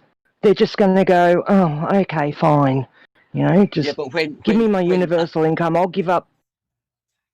Yeah, but I think, sorry, Paige, I think that, I apologise and I shouldn't have done it, but I think what people have to do is when the bank send the police to come for your house, all your neighbours get out and they stand in front. Stand up with you. And if it happens, but even in a housing scheme, like a block of flats or somewhere where a group of people, because what you're doing is you're putting the authorities we have to stand together. Position. Yeah, but wait a minute. The good thing about it is what you're doing is you're pushing their hand, because what they'll have to do to overcome that is to resort to violence, and that'll get watched, and that'll be so shocking because people will wake up to it. So they'll be put into a rock and a hard place, because you won't get away with that. It's not like some demonstration for free the streets or whatever. They're attacking a group, and the story will come out why they're attacking these people, whatever. And I think a lot of people get it because they'll be that disenfranchised with the behaviour of the government. They're suddenly going to click. But that's what, as I say, when your neighbour's house is about to get taken or whatever, it's just get together, a big street party, and just stand there. What are the police going to do? Are they going to come in there and just start barring the shite out of people? Film it. They actually had shocking. They had a group here in Detroit that was doing that. Somebody would get evicted. This was during the 2008 housing bubble crash. And what they would do is get all these people on there. And when the sheriff or somebody came to repossess the house, a lot of these people got screwed with these adjustable rate mortgages. It was ridiculous. They robbed us. We all know that. But they would be turned away because it was the perfect storm, because you had the housing bubble. Then like 5-10 years before that, you had the college bubble, where they guaranteed $1 billion in loans for people to go to college and, try to get, some sort of high paying job. But that drove up the cost of college. And now these employers, look at you as having this expensive degree with no skills, can't get employed. 20 years later, you have this fake pandemic. It's like the perfect storm. I can't think of anybody but, Satan organizing all of these perfect chess moves to make people, hopelessly dependent, and, ready to take that UBI. Yeah. But back to what carry on what you were saying there, Brandon, that what you said there just before you were. What was I saying? You're talking about the housing bubble. Oh, the housing bubble. Yeah, they totally robbed us. And these people would successfully defend the houses at least temporarily. I mean, they'd turn away the police from evicting them and get the bankers to go out and make such a fuss, get the news agencies there, the local news and whoever, and cause a fuss, that it did turn them away. Now, I don't know if it turned them away for good, but at least temporarily. And there is strength in numbers. And that's one thing that we are not very good at, because the media, this is one of the reasons I think the media is so good at portraying that the overwhelming mindset of the country is to go along with what the establishment says. When in reality, I don't think that's the case. I think at least 50% of the country knows that the media is full of shit and that the government is constantly lying. Yeah, I go with that. Yeah, exactly. But they're trying to create that reality for the in-betweeners, so that they go with it's like this after all. The doubters. It's like they play the odds. I think they know that 50% is like that, but it's just to get the few extra. They only have to have a percentage of people believing, a certain belief, and they will get off their asses and vote for whoever. Doesn't matter if it's red or blue. Yeah, exactly. They're masters of psychology, honestly. Yeah, you got it. Yeah, they've been studying it for since or in my belief, since the first guy that started predicting, like noticed a certain pattern in the sky, and something happened, an event happened when the sun was at this certain part, and maybe there was the king at the time. I don't think it was the king, because they're usually dumb. So it was usually the goat herder, or he gave this advice, and suddenly he was deemed, oh, look at this guy. This guy knows shit. And all he did was notice a pattern. And then he gained power and always stayed in the background, but he was the most powerful person, was the advisor to the dumbass king. Like Trump's the dumbass king. I see a lot of these people. Half the time I actually believe most politicians are actually honest, and they've been programmed to look at the bigger. Well, that's why they go for Trump, because he's an outsider, and they hate him. So Trump has all the right enemies, so they know that he's at least doing something right. He may still be Illuminati, New World Order, a puppet, but he ain't as much of a puppet as the rest of them. So at least that's even a marked improvement over the New World Order globalists that are more than willing to dissolve America for globalism. I gotta disagree there. I think Trump's the king of bankruptcy, right? That's why he's in charge of America now, to bankrupt it. He's doing his part, man. They all play their role. Yeah. Well, but look, he is like king of bankruptcy, but we thought that maybe look. he could do some of that with America and get us out from under this, New World Order debt, this, Federal Reserve System that loans money to us at interest at a rate that we can never pay back. If you really look at all the dollars and cents, we're in debt to the tune of, I think they said something like $4 quadrillion, and that includes the unfunded liabilities on Wall Street, including like the debt bubble assets that they have on Wall Street that aren't even on the books. We only hear about 20 trillion, but really it's probably more like 10, 20 times that. Look, Trump's never talked out about the Federal Reserve or anything. The guy's a plant like everybody else, man. It's just what it is. It's a joke. He's just going along. He's just a puppet, just like everybody else, but he's put up there as the hero. That's all. As he said nothing really. He's not said anything about the Federal Reserve or, I think he tried to cut off their lifeline, their adrenochrome blood of their, he could do trafficking, because that is the thing that the Satanists thrive off of. They need that blood. They need that adrenochrome. So when he hit human trafficking, the rest of the stuff fell into place very, very easily. Yeah, but what's the point? That's the leader. That's the leader of the country, and he apparently he should have the power. He seems to keep writing these orders, these executive orders and stuff like that, like every single one of them do. But yet they allow this system, and he knows Alex Jones, so he knows well about the Federal Reserve. He knows it's a private bank. He's not in business. He's very smart. He's not a dumbass when it comes to business, so he knows that system.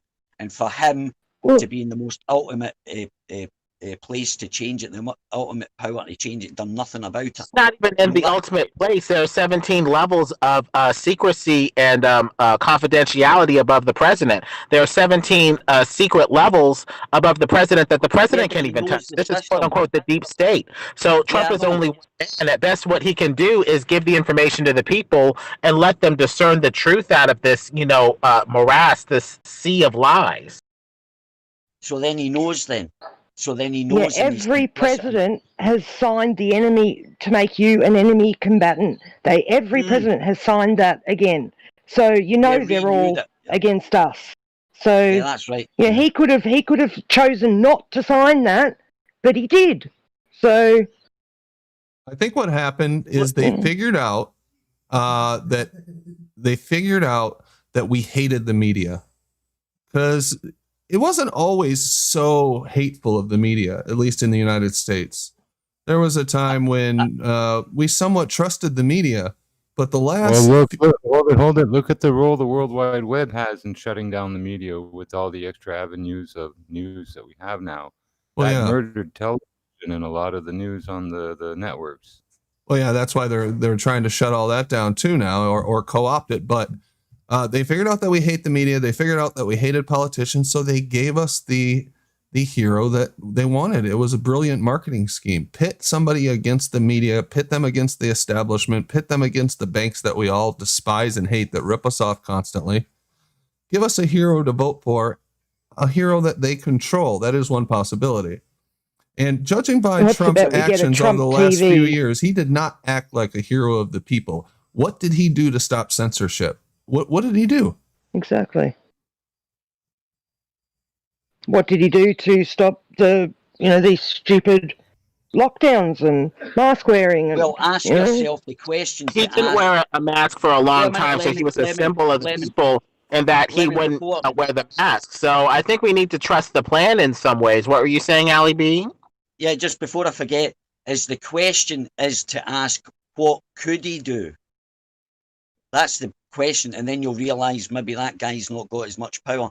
And if he knows he's not got that much power, he knows the position he's in, so anything that happens, he's just like a puppet, right? That's a possibility, but don't get me wrong. He's the best we got. I think he was the best chance we got of the establishment puppets. It's going to be up to us to take our rights back in the end.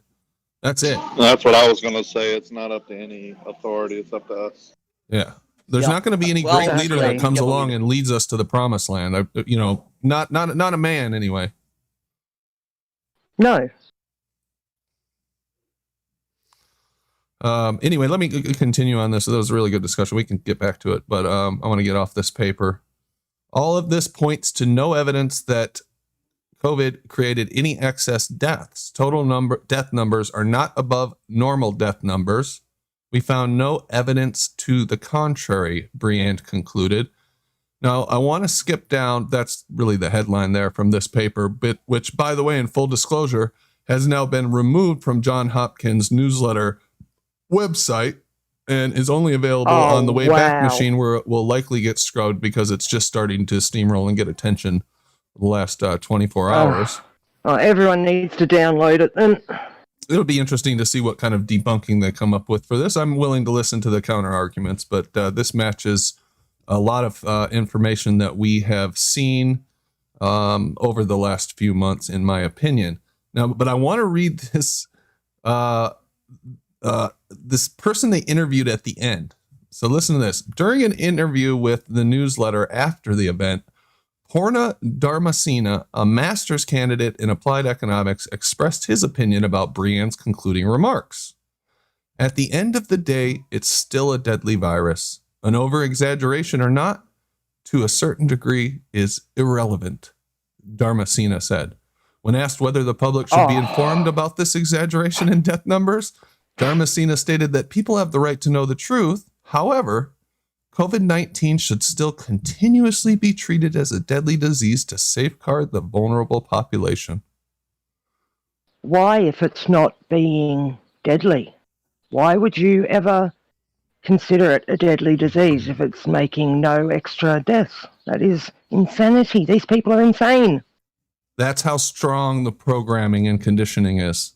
Even when people hear the truth right to their face, even when they see the truth, even when they have data that goes contrary to what they're being told, they still can't break themselves out of that conditioning. Of that programming. Yeah. It's really quite sad, isn't it? Yeah, it is. So I thought that was an interesting article. Anybody got any last thoughts on that before we move on? As I said, this is this person, this Professor Brienne's conclusions. I'm just reading the conclusions and adding some flavor to it.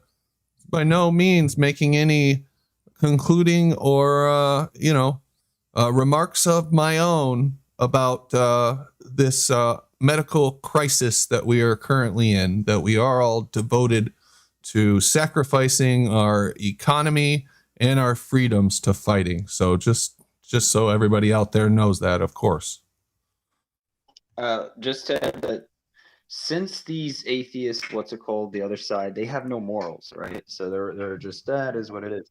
They're trying to create a sense of morality that they can hold over us by using terms like the more vulnerable, right? So it's like, oh, well, it's not about you.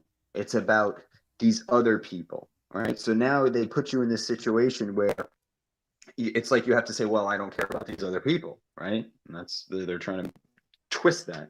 Yeah, so then they can go, yeah, you awful person. Well, they're defining what right the hand was saying there. They're defining who's vulnerable. So that, like, in a moralistic kind of sense, they are defining your morals kind of thing, using these psychological tricks and stuff like that, you know. But I want to say one thing on that COVID thing. I would suggest that try and Google her name, find out, get her CV or whatever, and look into who she was, and maybe see if she gets heard of again, or what happens if she loses her job or something like that. Yeah, Just as a side note of, you know. It's a good idea. And someone in the chat asked, well, if it was removed, how do you even know if it's real? I checked on the professor. I looked up her other work. I checked on the Johns Hopkins website that this was a real professor. I looked up the newspaper. I saw other articles that they wrote. That is indeed a newspaper from Johns Hopkins University. There's an hour-long podcast I listened to where she says this, that is clearly given in front of students. This is not fake. This is not misinformation. This is 100% a legitimate report from this professor at Johns Hopkins University. So you can put that to rest. Good question, though. But if it was real information, then the mainstream would report on it. So it must be misinformation. Yeah, it must be. Can I just ask that? Yeah, nice. If they're saying that there are no added deaths, then I really hope people start to think about the emotional effect this is having on children. 3- and 4-year-olds, 5, 6, don't see people's faces, don't see smiles, aren't allowed to hug their families, can't play with their friends. This is going to cause a huge amount of trauma in an entire generation of young people, and over no extra deaths. Like, seriously, guys, we have to, every single one of us has to stand up and say, right, I'm not wearing a mask anymore. No, I'm not doing this anymore. You have no proof that people are dying, We have to stand up for ourselves and stand up for that younger generation that can't speak for themselves. The ones that just want to hug their grandparents. That's actually a great point. I just want to follow up with that. I was going to keep quiet, but you saying that, I never thought of that actually before. That is quite traumatic. And as you say, these kids are going to grow up, and if, like, regarding child psychology, kids sort of, they form their worldview, apparently, according to the papers written on it, between the ages of 0 and 7, 8-year-old. They've already up to 7.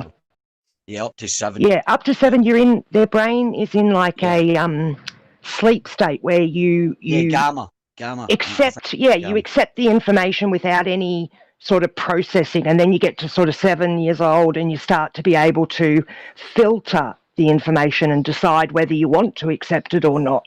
Before that age, it just comes in. It just gets put into your brain. So these but you're children processing under it, the though. age of 7 at the moment. But Paige, studies have shown that the kids they're processing this and learning. What they're doing is they're observing, like your parents, how they're interacting, and the child is observing and learning, like the rules of the so-called reality life, where people interact, and they learn that. And depending what environment they'll brought up in, what they see happening around them. And that main core, so that's the core. The other little things what you're talking about, filtering and stuff like that, that certainly happens, as we grow up, kind of thing.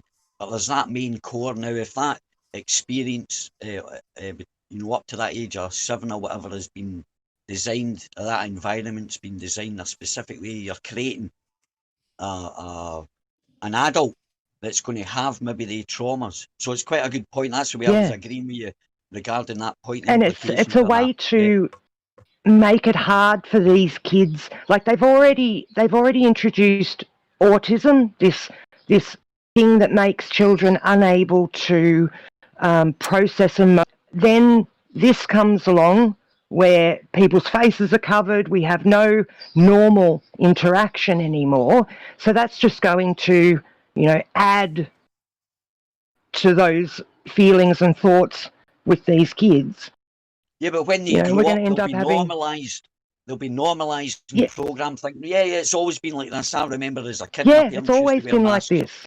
Yeah, exactly, man. It's subtle as they do it, and it's subtle that you have to take your hats off to the person. Like David Icke says, it's a totalitarian tiptoe. If you want to get from A to Z, you don't just jump straight from A to Z. You go A, B, C, D, E. Do your little totalitarian tiptoe, so that nobody notices what's going on. It even says in the Bible. I mean, these guys follow these old sayings like "Know thine enemy." That's right. So they look at us as your enemy. So what best way to do it is find out psychology of it, and then they go, "Fuck, we can create realities and situations where we know that enough of the people are going to react, where there's going to be a ripple effect, and it'll affect, people, extra people in it, and they've just been experimenting. Like, well, let's do this. Let's have a war, by the way, and just let's show the country bombing, live bombing of this city. You know what I mean? Like when they did with that shock and all with Baghdad, I'm sitting thinking, Jesus, man, look at this. This is their bombing people. You know what I mean? And it's live on the telly. Yeah, live on TV. Like, what is this? And I remember sitting. I literally watched it about 5 minutes. I thought, to hell with this. This is crazy. What am I doing, man? This is what they doing, filming this. People are dying and kids and everything, man. I thought, oh my goodness. And that's that long ago. So if nobody had a TV, would anybody know that there was a deadly flu going around at the moment? Like, if you didn't have a TV, would you even know? Do you know? Are people just dropping dead all around you? Like what they're saying is happening? Like, seriously, guys, don't just watch the TV and believe everything you see on the TV. You've got to think for yourself. So there's a couple of people questioning the validity in the chat, and I want people to know for certain that this is not a fake paper. So I'm going to play a portion of this. You might not be able to hear it in Discord. Let me make sure you can at least see it. But you will see this woman, this doctor that we're talking about, Brienne, and you'll see the information that was in the paper that I just showed you. And you can clearly see Applied Economics, Master of Science. So I'll just go through this, pick some spots, see if I can find her. She's talking. That's her voice right there. Miss Dr. Genevieve Brand. COVID-19. See if I can. Here's the stats that she used from the CDC website. She walks through where she got all the numbers from the website, tells you how you can do it yourself. Here's the chart we looked at that was in her paper.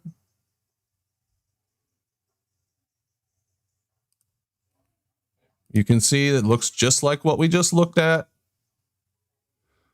Says right here, evidence COVID-19 death numbers misleading. Same conclusion as is in the paper.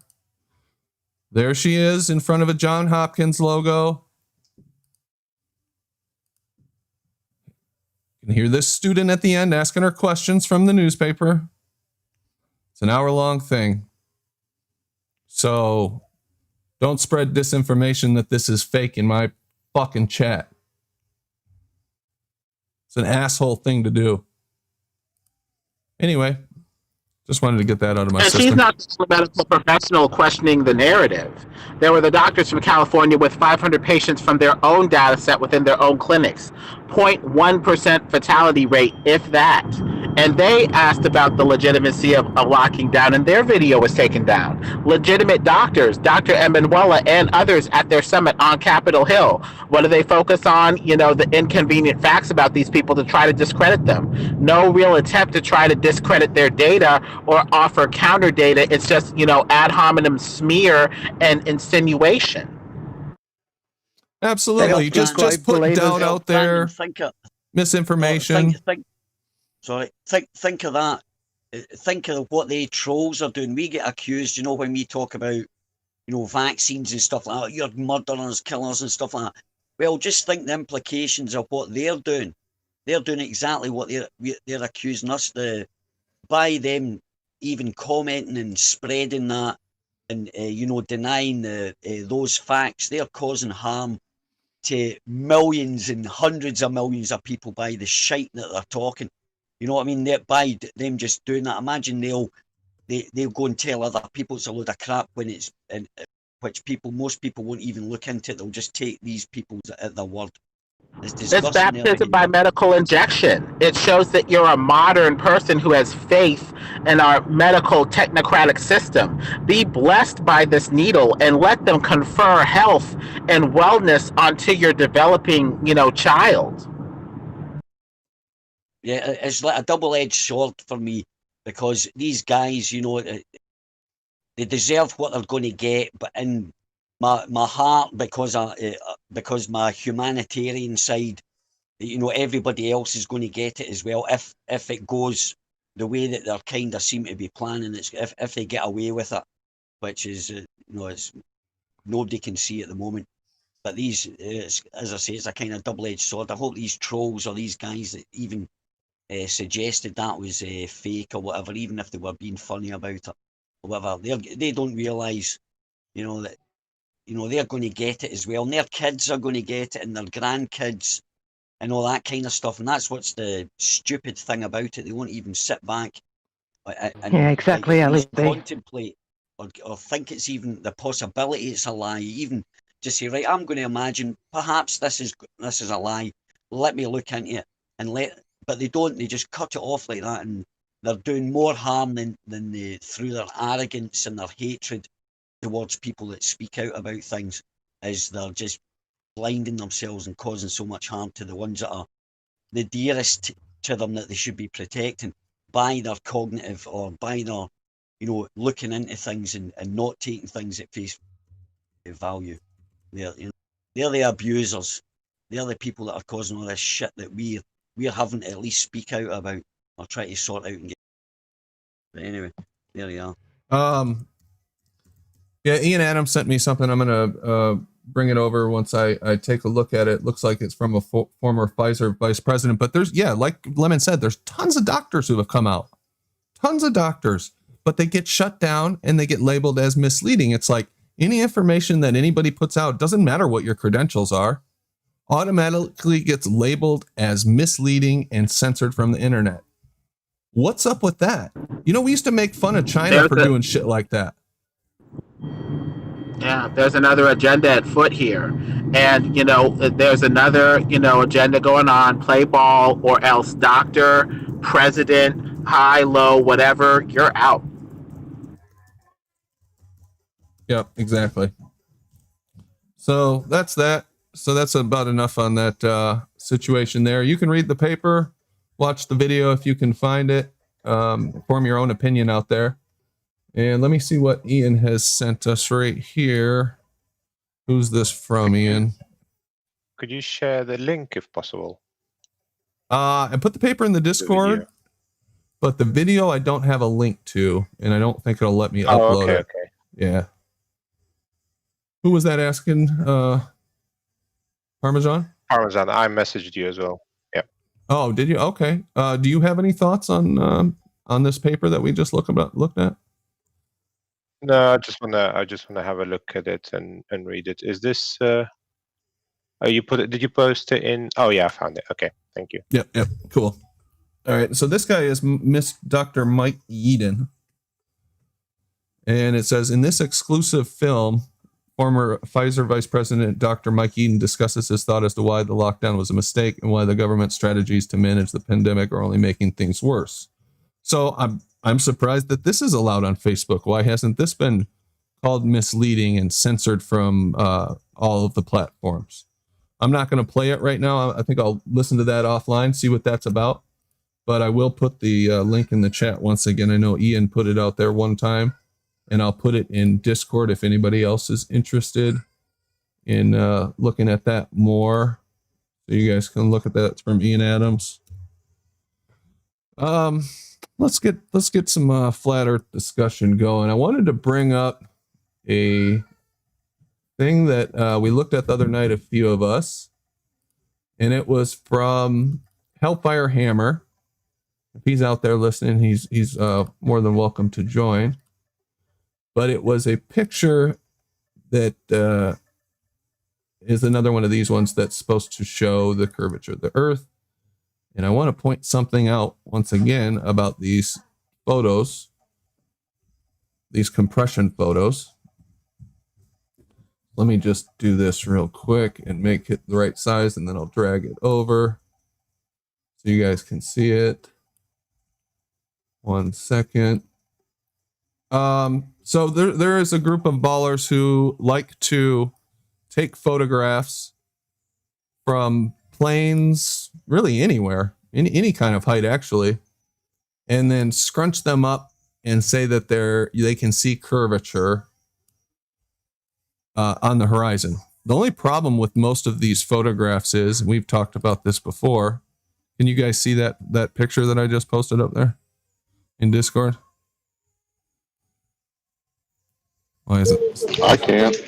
Okay, let me share it again. Oh yeah, I'm not even sharing my screen, so that probably doesn't help too much. There we go. You should see it now. I'll make it a little bigger. Okay. So here's this photograph. It's looking out the window. I added these lines just to see how straight these lines were. Because I was told, one, when you look out a plane window, most plane windows have curved glass. Some of them have flat glass, I assume. The only plane windows that I can remember was a flat interior glass with a curved outside glass, and I think that's probably for pressure reasons or something. But I can only remember there being curved glass between you and the outside world. Regardless, this is a photograph looking at the horizon, and if you just took a casual glance at the horizon, it looks curved, right? I mean, it looks like it's not straight. It might be bent. The only problem is when you zoom in on this, just like all these photos, can you tell me where the horizon, can anybody see where the horizon is in this picture and tell me where I should be judging the horizon from? It doesn't look curved. It just looks like it's a little bit lower on the left, just like a straight line that's just falling a tiny bit down on the left-hand side. Congratulations, Paige. You don't have curvitis. That is a good point. Yes, it's not curved. I mean, oh, good. Yes, yeah, I'm not clear. infected. Nope. Awesome. So, are these clouds? Is this just the atmosphere back here? You're right. Maybe there's some more clouds here. Maybe this ground is uneven and it's higher altitude here and lower altitude over there, and the clouds are lower, and that's what you're looking at. I don't know the altitude of this. And imagine land. how much land there is between sort of, say, a centimetre below where that white bit is. There's probably like all that land that you're looking at right now, that is all in that tiny little pixel of, just before that white bit. There's miles and miles and miles of land there. Just looks like there isn't. Looks like it's shorter. Yeah, exactly. Good point. The further out you get, the more compressed it is. So let's actually take a look at that and see if I can just drag this. I'm curious how compressed it is. So we'll just go like, let's see, that's 3, 4, 5, 6, 7, 8, 9, 10 squares. These are usually pretty like uniform, uniform squares, right? And then we'll do it again. I just want to see how it changes. And they look like they go all the way to at least there somewhere. Yeah, we should be able to get pretty and then far. the trees get a bit thicker after that, but there's obviously more land in that 10 blocks in the second one, and there'll be even more in the same amount of space in the third one that you put down. Exactly. So this is about 10 right here. 1, 2, 3, 4, 5, 6, 7, 8, 9, maybe a little more, 10. And you can already see the pattern that this is going to make. So just imagine the next one's going to be about half again. That's the general rule. So let's just test it out. Go at least 3 just to see if it holds up. So 1, 2, 3, 4, 5, 6, 7, 8, 9, 10. Yeah, it's about half. Somewhere in there. It's getting hard to count them. And that's about half. So you can just imagine. Here's the first one. Here's the second one, third one. So the fourth one would be like here. Fifth one, sixth one, seventh one. Now just imagine how squished all this is up here. How far what we're looking at is out into this distance here. And how much 10 blocks would be up at this spot. It'd be a ridiculously low amount. Let's just do it like this. We'll make this half. We'll make this half. I mean, it's already getting to ridiculous compression, right? So by the time it gets up here, it's going to be a line thinner than this, is going to have 10 of these miles in it. And then what is this white stuff? How far away is this? Do we know how far away this is compared to how far away we should see the horizon from this altitude? Exactly. How far away is that actually? Like, there's probably no way of knowing because there's nothing like out there. There's no tower or something that you can, or a mountain or something that you know where it is. There's nothing in that picture to try and get an idea of how far it actually is. Yeah, exactly. So first, we can't even see a horizon. We don't even know how far the land goes. So this could just be atmosphere at some point, right? It's atmosphere. That's what I think it is. This white stuff up here is atmosphere. So at this, I think that white bit is, this angle, I would expect the horizon it's somewhere back here, right? But we don't know where. If we could see further, that dark area would just go back further and more land would be squished into just a tiny little pixel up the back there before the white bit. So exactly. It's only stopping because we can't see that far. That's all. Exactly. Does anybody have a opposing viewpoint on this? Parmesan, what do you think about this? Since you're the only baller, I hate to put you on the spot, but you have any thoughts on these type of pictures being used as evidence of curvature? G'day, Parmesan, by the way. Hello. Sorry, I was actually reading. I found the original paper, so I was reading that. Could you repeat what the question is here? Yeah. So, this picture or pictures like it, do you think that this is good evidence of sphericity of the Earth, of curvature?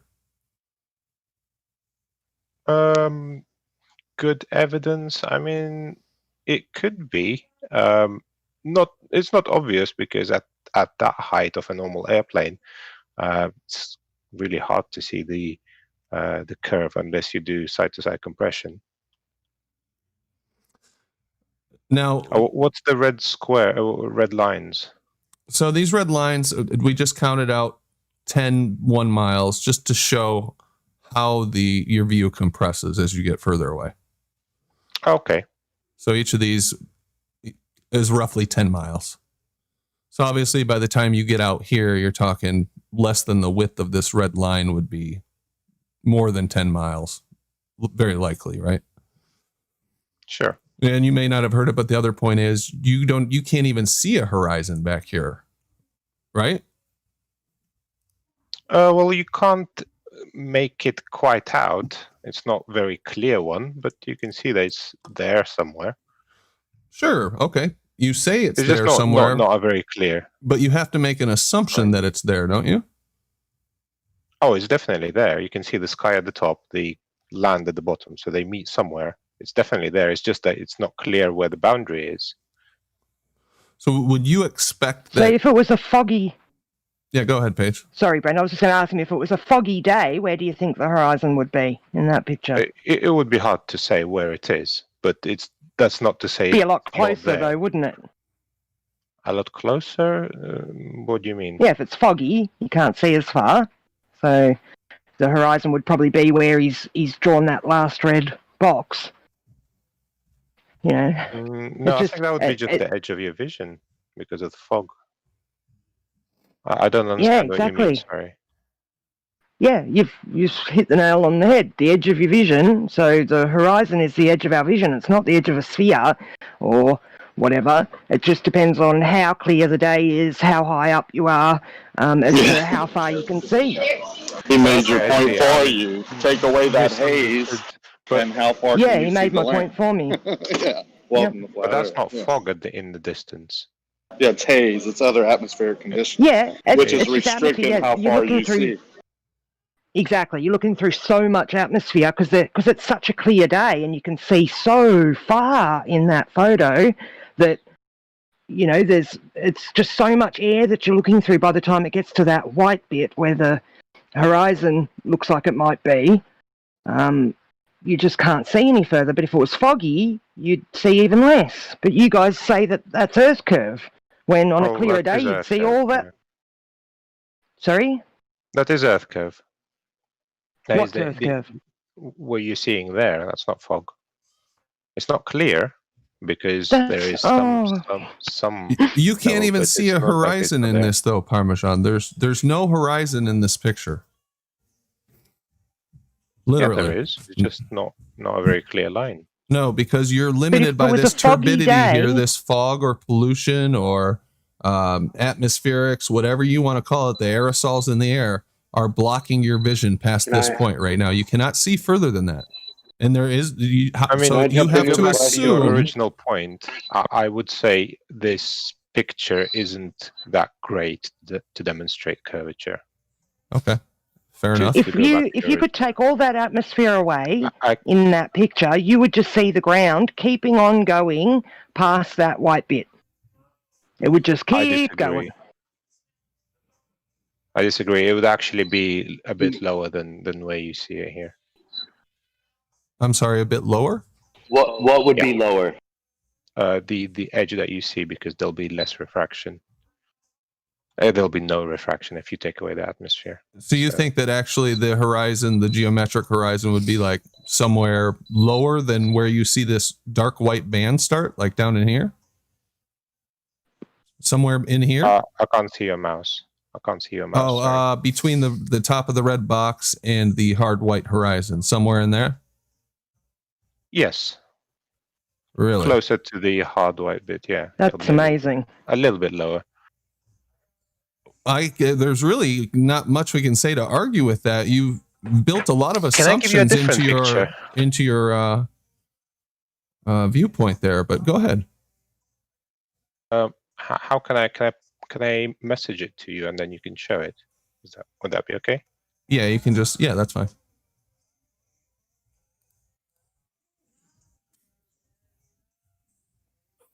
Let me just find it 1 minute. I have to be honest with you. I did not expect you to say that the horizon is somewhere lower than that. But let's take a look at what you I got wasn't here. expecting that either. Okay, so this is Mr. Sensible's Mage 2 stuff. Yeah, I think that is a better, well, it's just a screenshot from a video, but that's better at demonstrating the curve. So again, where's the horizon in this? You're making an assumption that this is a horizon and just not your limit of your vision, right? Yes. What did you base that assumption on? It's not an assumption, it's an observation. Well, what is this dark blue back here? Do you see how this goes to like some light green and then I can't really see anything there and then it's dark blue? How do you know this isn't the limit of your vision and that's all you're seeing? So are you showing the picture? Because I'm not seeing it on the... Oh, this stupid I'm watching the Discord wrong share. thing, Yeah, sorry. hold on. Sorry. Sometimes it works, sometimes it doesn't. Here we go. You should see it now. Yeah. So you've got the light bit, which is clouds around the Earth, clouds and whatnot. The lighter bit is the atmosphere, and then it gets darker, and then you've got the sky. So Can I ask a question? I'll tell you Brandon? what I see. Yeah, let me just retort back to what he just said. So what I see is I see the white going up here, it beginning to get a kind of greenish blue tint somewhat in the middle there. Then there's a dark blue band, but that green continues to move on into the distance in that band, and we just can't see the land beyond this point because of the aerosols and whatever atmospherics are taking place. That's what I see. Right. Okay. And what brings you to that conclusion? Well, that's what the colors look like to me. Fair enough. To me, it looks like a clear. Well, firstly, it looks like a clear curve, left to right curve, and that is the horizon mixed in with, or horizon with the atmosphere also, which is also curved. Left to right. Yeah. That would be a slope. It's a curve from one edge of the image to the other. From the left side of the image to the other, you can see a Can curve. I ask my questions now? With all your assumptions you got there? Go ahead, Rob. All right. So the curved line that you see from left to right, that's your sphere edge, right? Yeah. Okay. Do you know how the eyeball works? The very far left, very far right of this image, you think they are the same distance as the center of the image? From the camera, no. Well, No. They. That's interesting. Thank you. Hold on. The left side from the right side. So the edge. Do you mean the physical edge of the light reaching? It will be. You're gonna have to do a little bit of research into how optics work. It will be the same, yeah. In this case. Oh, okay, sure. I think you need to do a little more investigating, not just take the words of men. Sure, but what's your claim here? Mine or Rob's? I'm not making any. Not making any. No, Rob. You're the one with the. No, but you said something about how the eyeball works. So what do you mean by that? Yeah, see, I've investigated how the eyeball works. Okay, so what does that mean to this image? That means you believe that you're seeing a curve. You believe you are seeing curve. Well, I am seeing a curve. You have no way. I don't get your point. Yep. I need. So what's your I am point? I going can't to believe leave what I see, or what? I don't understand your point. My point is, when you look at something on the horizon distance not the same in the center of your view as it is the left and right, because you see in an arc. You see your eyeball works on an arc principle, the Rayleigh criterion.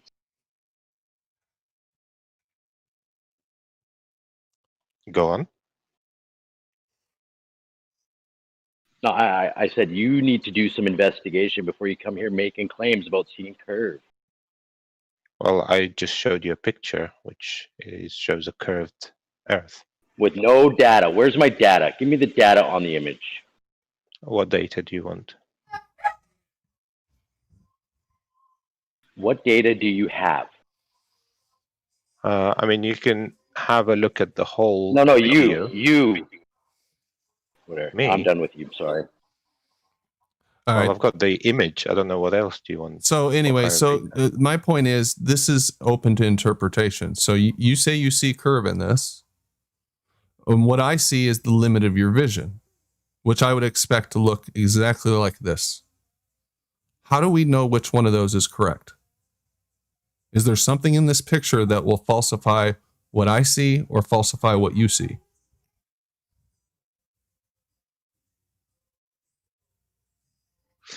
I'd have to think about how do we know. So just so I get it clear, you are saying you're not seeing further because why? Why aren't you seeing further than what looks there? So because of the atmospherics, the aerosols in the air, you can't see any. There is a limit to how far that you can see through the atmosphere. This isn't my paper, but let me read this to you. This is from David K. Lynch. And it's called Visually Discerning the Curvature of the Earth. Gleam put this in the note, and maybe this will help describe what I'm talking about. What do we mean by horizon? Usually we mean the apparent boundary between the sky and sea, or distant landscape and sky. But Boren and Fraser showed that an observer at an altitude greater than a mile or so cannot see the hard Earth's horizon, i.e. the line of sight tangent point. Rayleigh scattering and scattering by aerosols usually reduce the height to less than a mile. The apparent horizon from commercial altitudes is not a sharp line, but rather a low contrast transition from bright sky above to a slightly darker sky below. The location of this boundary is difficult to define. Do you understand what they meant by that?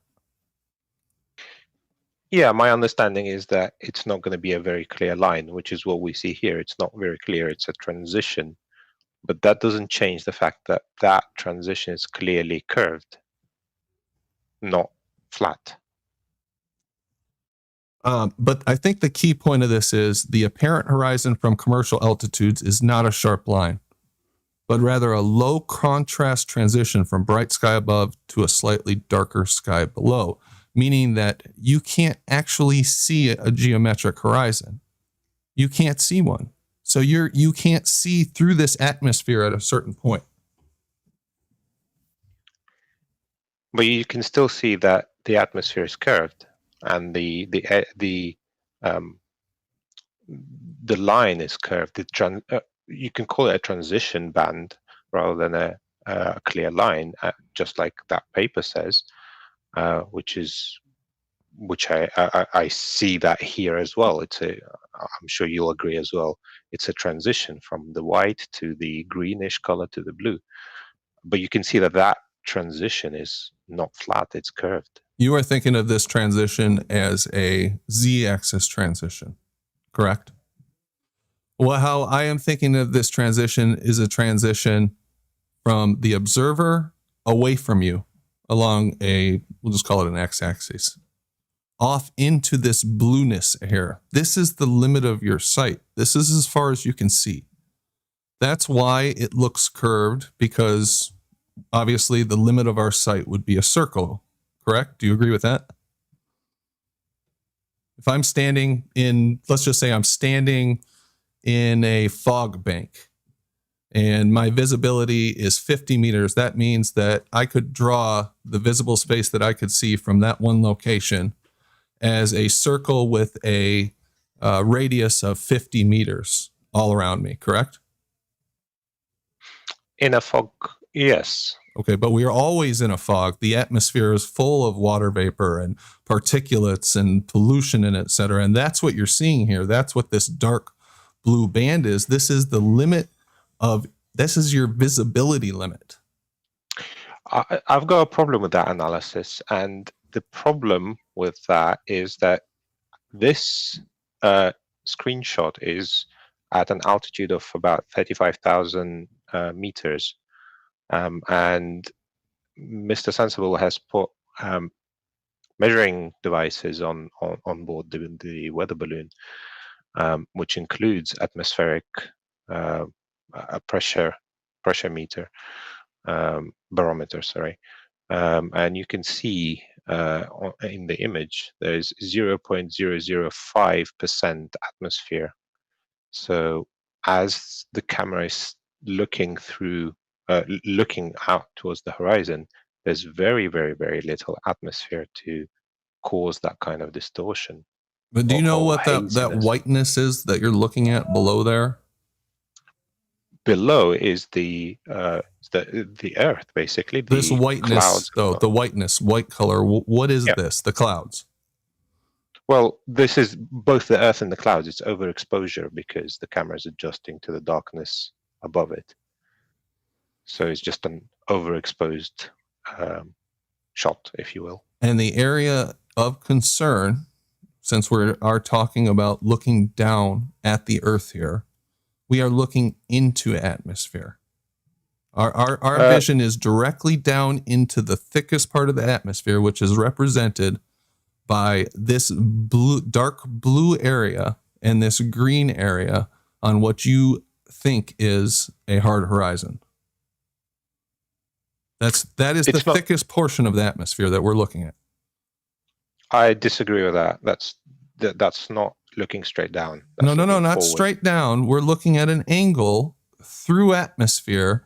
Since we're looking down at the Earth, we're actually looking through more atmosphere than were we to look directly down. We could probably see the ground directly down. We can't see ground if we look at an angle, and the further away you look, and the more acute your angle. Anyway, you know what I mean. The more you look off into the distance, the more atmosphere you're going to be looking down through. I understand what you mean. You're basically saying that there is atmosphere below you, so the light is going through it as it reaches the camera. That would only apply to the bits in white, to whatever is in white. Everything above that is going through very little atmosphere. Maybe a bit more on the green part, but where it's blue and darker blue, there's virtually no atmosphere there. That's near vacuum. No. What you're saying right now is that this area, this light blue area, right above the white, is very little atmosphere. That is just factually false. We are looking down at the Earth through the atmosphere to even see this blue line right here. And what I'm saying, and neither of us is going to be able to definitively prove this to one, it's more of a rhetorical exercise at this point, is that this is the limit of your vision, this dark blue. And that is all you are seeing, is the limit of how far you can see at this angle, looking through atmosphere into the densest part of the atmosphere. You're looking through a lot of atmosphere when you look out over the Earth like this at an angle, more than you are looking through if you look directly down. Again, I'm going to have to disagree, because as we've shown, there is, where the camera is at the moment in this picture, there is almost no atmosphere where the picture is, where the camera is. Okay. So the only time atmosphere would interfere is if it is directly below it, and even then you would see your vision up to the upper edge, if you will, of the dense part of the atmosphere is pretty much unobstructed. So your vision out to in front of you, in this case, is not really obstructed. It's only below that white part that you can't see very well. All right. Here, but anywhere else, you can. Can you see this this on my screen now? This box with the red line. All right, this red line. The screen's gone a bit weird again. Sorry. Oh, you might have to unshare and reshare. Yeah, let me unshare and reshare. I'll give it a mildly smiley face. There we go. Okay. Here, I'll just share this one application. Maybe that'll make it better. Okay, so what this is this red line is our altitude above the surface of the Earth. The bottom white line is the surface of the Earth.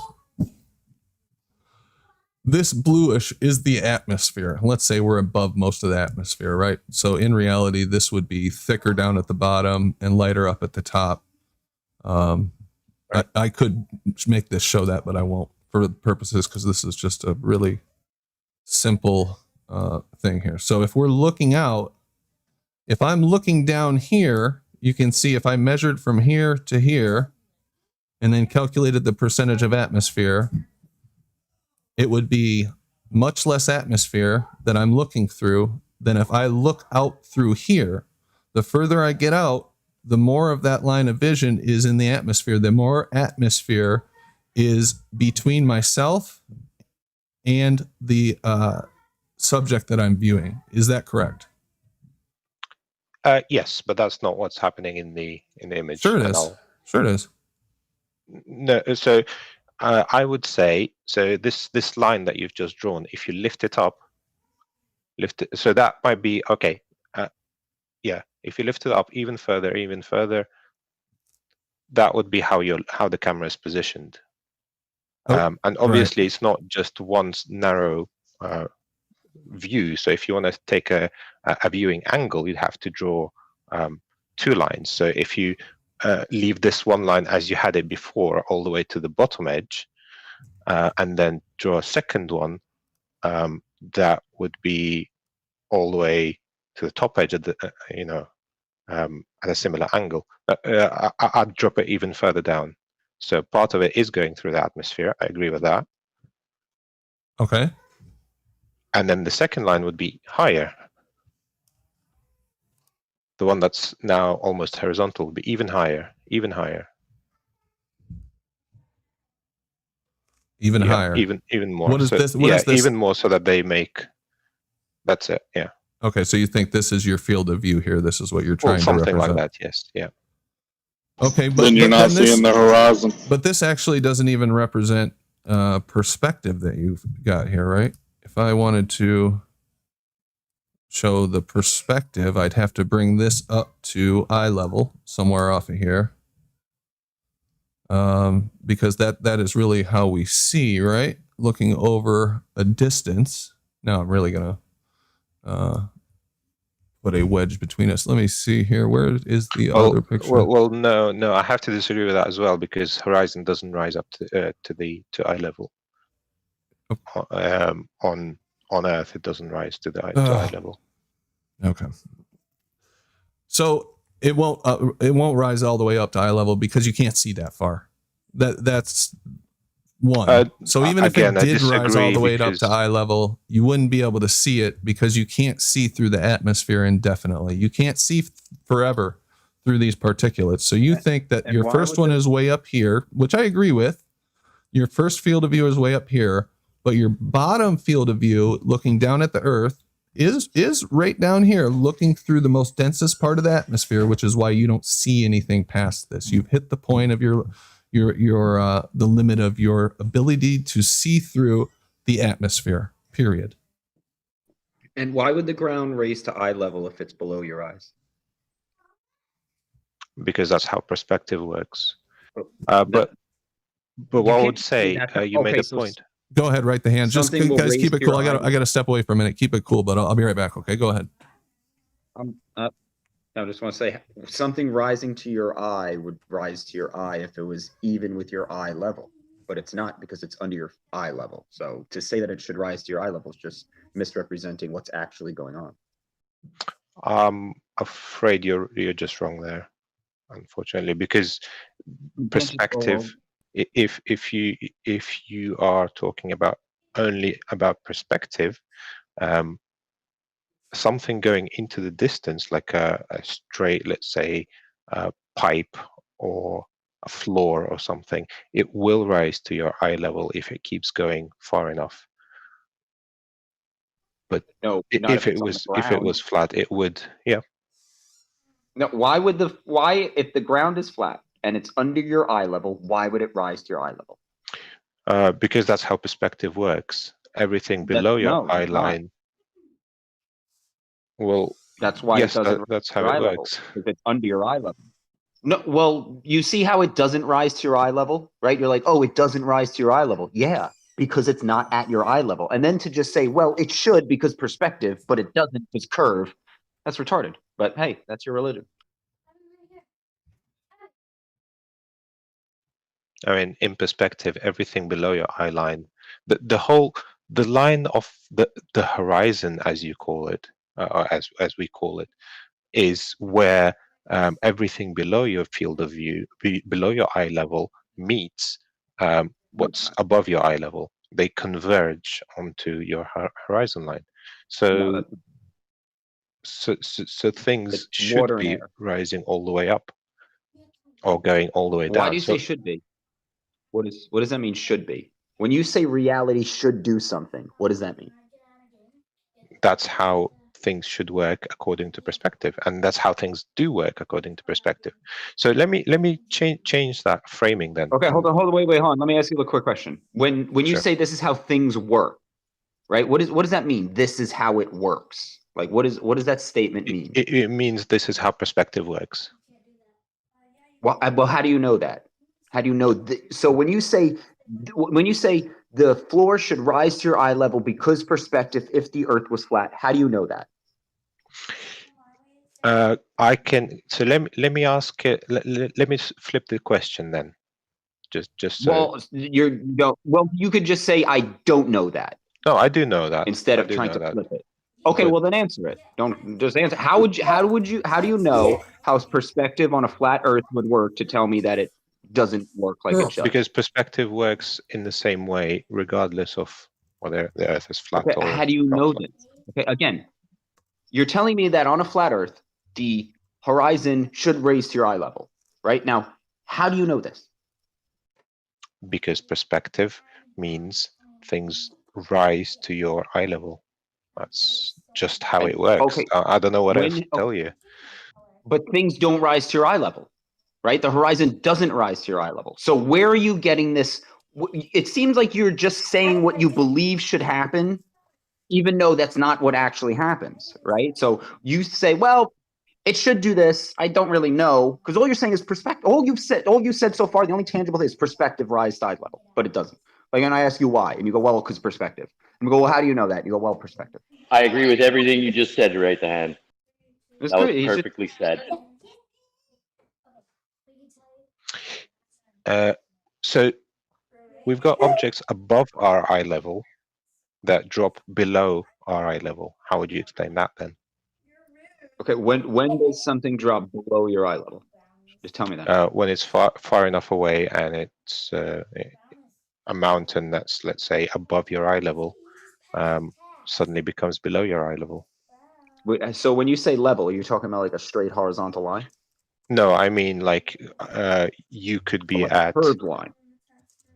I'm talking about your elevation in relation to the mountain's height or the building's height. Okay, but are you going to connect my height? So let's say there's a mountain, it's 1,000 feet tall, and I'm 10 miles away standing there. When I look at that mountain, are you drawing a straight horizontal line from my eye to that mountain? Correct. Okay, so now it should go to that horizontal line should go to the 6 foot line of the mountain, right? You said 10 foot, but yeah.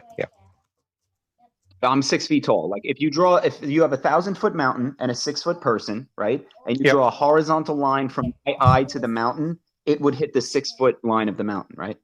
Correct, yeah. Okay, and that's exactly what happens in reality, right? No, that doesn't happen in reality. Oh, wait, so you're saying that the top of the mountain drops down to the point where it's only 6 feet tall and it's even with my eye line? Yeah, it drops. So the figures you gave. Below the eye line. Below the eye line. So the figures you gave are quite low. So 6 foot is quite small. The pictures that I have seen are 6 foot small for a person. That's like average height, dude. Come on. Sorry, that's not what I meant. Yeah, you're right. What I meant is like the height of the observer above sea level, right? So what I was what I was saying is, if you were at an elevation of about 200 feet, that's where you took the picture from, or that's where you're standing to look out for, and the mountain is 600 feet tall, it will drop below. If it's far enough, it will drop below your eye level. But it's not. Is it shrinking? Is the mountain shrinking? No, it's just Okay, so drooping. when you say drop below the eye level, like so again, this is why I'm saying draw the horizontal line from the observer to the mountain, right? Yep. Now, the mountain is not lower. It's not lower than my feet, right? That can't be because the mountain's 1,000 feet tall. I'm only 6 feet tall. So Yep. how is the mountain can't be lower than me? Yep. And yet the observation is that the top of the mountain is below your eye level, below that horizontal line from your position. Okay, but is it actually below my eye level, or is that due to like it getting smaller and further away? It gets smaller and further away, but that wouldn't drop it below your eye level. What do you mean? So if something's getting smaller, right? And but again, my eye level, right, is the horizontal line that's hitting the mountain at the base almost. Now, because the top, right, is getting smaller in the distance, that doesn't mean it's getting lower. But the observations we see is that it actually does get lower. Okay, but it's not okay. You understand it's not getting lower, right? No, it does get lower. No, I mean the mountain is not sinking into the ground. You understand that, right? Yeah. The mountain isn't. Okay, so smaller. it's a visual phenomenon, right? It's not a visual phenomenon. It's the fact that it's dropping due to curvature. Whoa. Okay, hold. Wait. So it is sinking into the ground. It's not sinking into the ground below it. No, it's just going. Sounds like a little bit of dropping double off talk. with the curvature. Okay, look. All I'm trying to find out is if when I start walking away from this mountain, is it just visually shrinking in size, or is it physically dipping into the ground? When you say dipping into the ground, what do you mean? I mean that if I'm horizontal, you draw a horizontal 6 feet, right? I'm 6 feet tall, you draw a horizontal out. When I start backing up, the top of that mountain will go under my horizontal eye level. That's dipping into the ground. Yeah, correct. Yeah, that's you think it's a combination of both. Swallows a mountain and then spits it back up. It's not just a visual phenomenon. There's no swallowing or spitting, but if it goes under my eye line, it's getting lower into the ground, right? That's dipping into the ground. That's not just a visual thing. Okay, so then it's just a visual phenomenon. No, it's not a visual phenomenon. And I'm trying to explain this, but so then it's dipping in. You have two options here, bro. It's either it's visual or it's dipping into the ground. You can't have them. You got to pick one, man. I don't agree with your explanation of dipping into the ground. So I'm going to take option 3, which is it goes over the curvature. It drops off with the curvature of dipping the into the ground. That is different to what you said. You said it's swallowed and then spat out, which is not. I don't agree with that description. Oh, you just think it's going lower. You think when you back up, it gets lower into the ground and then comes back up. It's not just a visual phenomenon, and the mountain doesn't actually change elevation. That's just the point I'm trying to make. If you have a basketball in your hand and you turn it, the lines or whatever is on top of it will drop below where they were. That's in effect, that's what's happening. You're walking away from it, so that's what happens. How do you know that? How do you know it's because the Earth is a basketball and it's not a visual effect? Because it's consistent with what would happen on a spherical shape. Have you ever tried to stand on a ball? Stand on a ball? Yeah, I have. Yeah, like a yoga ball, a baseball, a golf ball, a beach. You ever try to stand on one? Is it easy or hard? It's quite hard. It requires balance. Yeah, okay. You ever tried to stand on a table? Yeah, yes. Right. reach a light. It's easy to stand on a table, right? Yeah. Okay. And when you go outside, is it easy or hard to stand on the ground? It's very, very different. Not equivalent to your analogy. Oh, and the reason is I'm not making analogy. I'm just asking questions here. It's like when I go outside, it's easy for me to stand on the ground. So I would say the ground's more like a table than like a ball. But hey, man, whatever. Now, if you imagine the only thing holding you on that ball that you're standing on, even if it's not a very big ball, if there was nothing pulling you down to the ground, the only thing that pulling you was the center of that ball, would it be easy or hard to stand on it? Well, so am I attached to the center of the ball if it's pulling? You're not attached, but it is pulling so you. How does it pull me? If I'm not attached to the center of the earth, how is it pulling me down? Through gravity. Well, okay, but I know it's magic. I'm not attached. It's not magic. The earth is not touching me, but it pulls me down. How does it do that? That sounds like magic. Through gravity. I don't understand your confusion here. Okay. I'll try and explain it. If I had a rock, right? Let's say me and you are standing there, and I grabbed the rock with my hand and I picked it up. You wouldn't be amazed because anybody can pick a rock up. But if the rock just started levitating up, you'd be like, "Oh my God, there's nothing touching that rock, and it just moved up." Right now, you're saying the opposite, right? The rock just falls to the ground, and you're saying, yeah, the earth just made it do that. I'm like, wow, how did it do that? There was nothing touching it. You're going, gravity, bro. And I'm like, that's magic.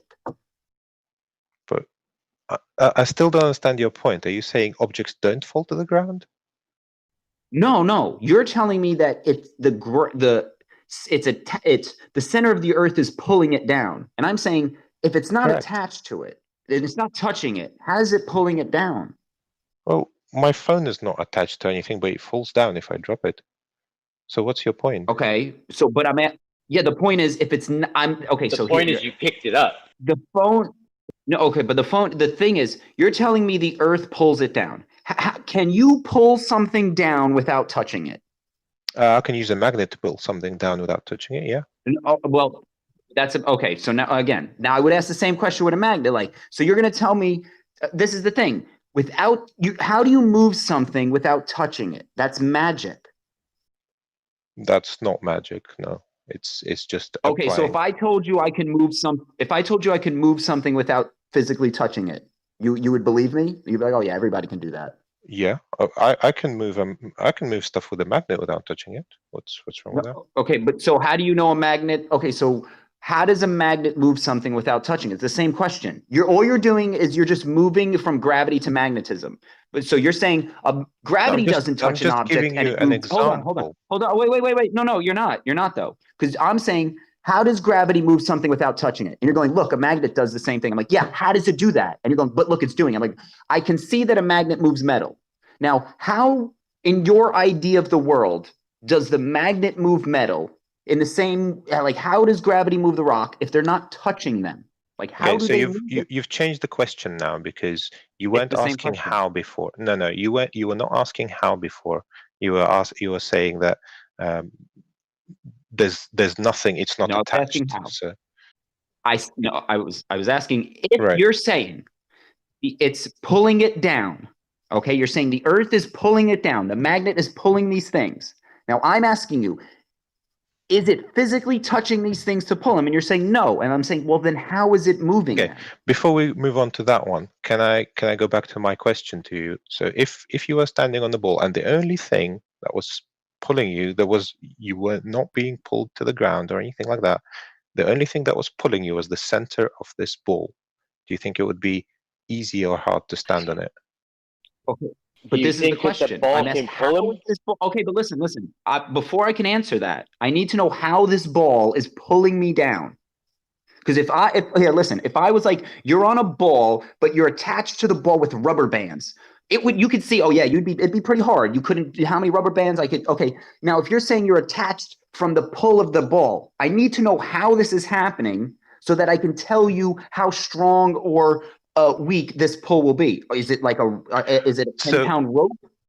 Okay, so I want to avoid the how because it's not relevant here. But if you want to know how strong it is, let's assume it is strong enough to keep you there and prevent you from jumping even. Let's So say. you just answered your own question though. But you're just answering your question. You're saying how do you think this thing that would make you stand there behave?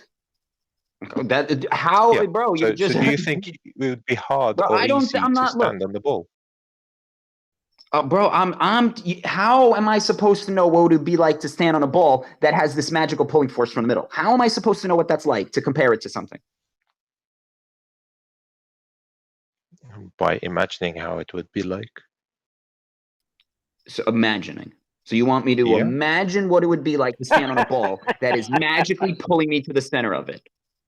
Well, that's what is that what you do every day when you go outside? I know there is so many people on mute right now laughing their ass off at you. Oh shit, yeah. You have to imagine it because it ain't reality. Yeah. So would it be hard or easy to stand on a ball like that?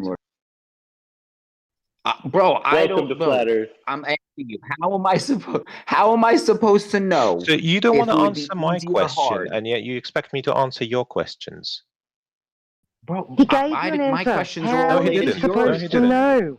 Yeah, he did. He said, how am I supposed to know? Think about That's not it. my reality. I've never stood on a ball. How am I supposed to know? Yeah, I've never stood on a ball that had a magic force field that kept me to it. I don't know it could be so strong it would crush my bones. I don't know. You're asking me this crazy science fiction question. And this is how you determine reality. This is how you determine, if you can see a mountain It's or not to something by determine determining whether reality. the ball It's to counter your argument that outside is easy to stand on. you didn't counter my argument with an imaginatory rebuttal. Like when you go outside and stand on the earth, it is easy. It's not like standing on a ball. Now you're Exactly, saying, well, because the earth imagine is this pulling you huge down. ball that has this magic force field. Bro, Yeah, I don't. and it would be I easy to couldn't stand imagine on standing something on a like ball. that if it was pulling you towards its center. Well, you don't know how it's pulling, and the ball wouldn't the ball be Doesn't rolling matter. around on the floor? But no, it No, would there's matter. there's nothing. Okay, wait. Picture we made a ball the size of a skyscraper, right? And you're standing on it. It would start rolling around, making it kind of tough to stand on, right? Even if it was big, it would be moving, and you would be like, "Whoa, this thing's not steady." I mean, you seem to have a problem detaching things from the pull of the earth. I've been on picture a big gigantic concrete ball. It's still tough. The ball would be rolling around first off. Like, would you admit that a ball on the floor is going to roll around? Unless Right, This is getting unless the floor is perfectly horizontal. Because you're going round in circles about. The point is the earth is pulling everything down, and I don't know what your point. How did you verify that? By dropping my phone. Verify that? Hang on, that's out of date science, Parmesan. Your science doesn't even say that anymore. Your science for gravity now is bendy space-time. So you don't even have the correct pseudoscience at the moment. I'm sorry, but you just don't. You made the wrong statement there, Paige. That's not correct. There is a force pulling you down. Yeah, gravity is Einsteinian now, Parmesan, not Newtonian.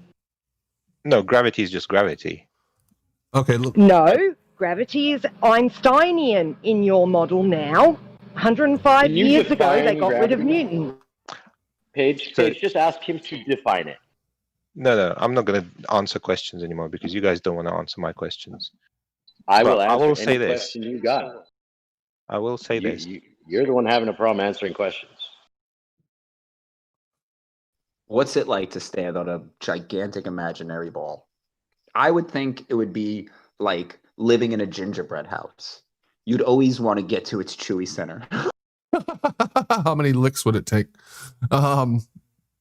Let me kind of wrap this up since it's almost 8 o'clock. I got a family waiting for me. That was a good discussion, Parmesan. I really appreciate that.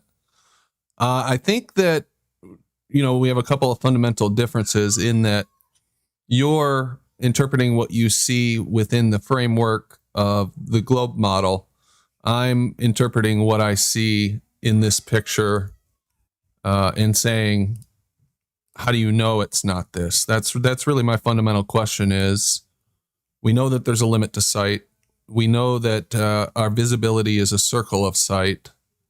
There should be a limit to how far we can see, and it would present itself very much like you see here in a circular fashion around us. So it may present as circles. So how do you know that's not the case? The other fundamental difference is on perspective. You're defining perspective within the ball model.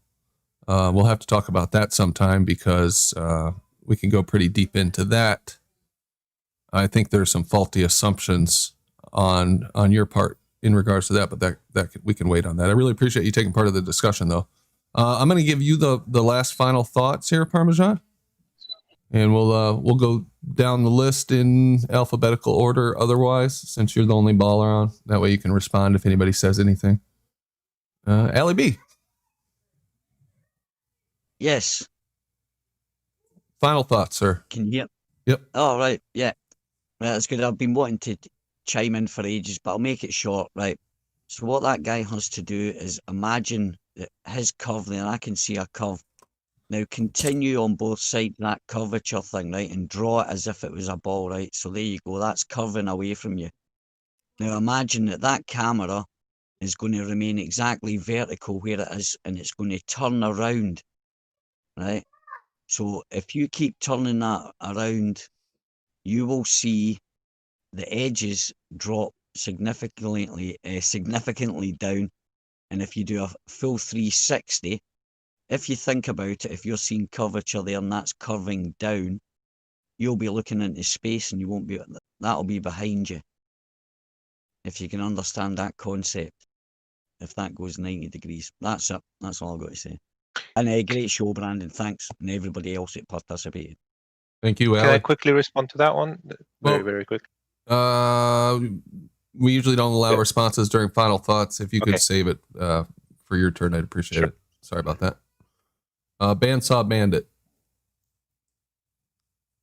Hey, Brandon. Once again, another great show. And I want to give a special shout out to Ali B and Chris FE for introducing me to the Sterling motor, which I've now just jumped onto eBay and bought a couple of those for my boys for Christmas. So shout out, guys. Thanks for that.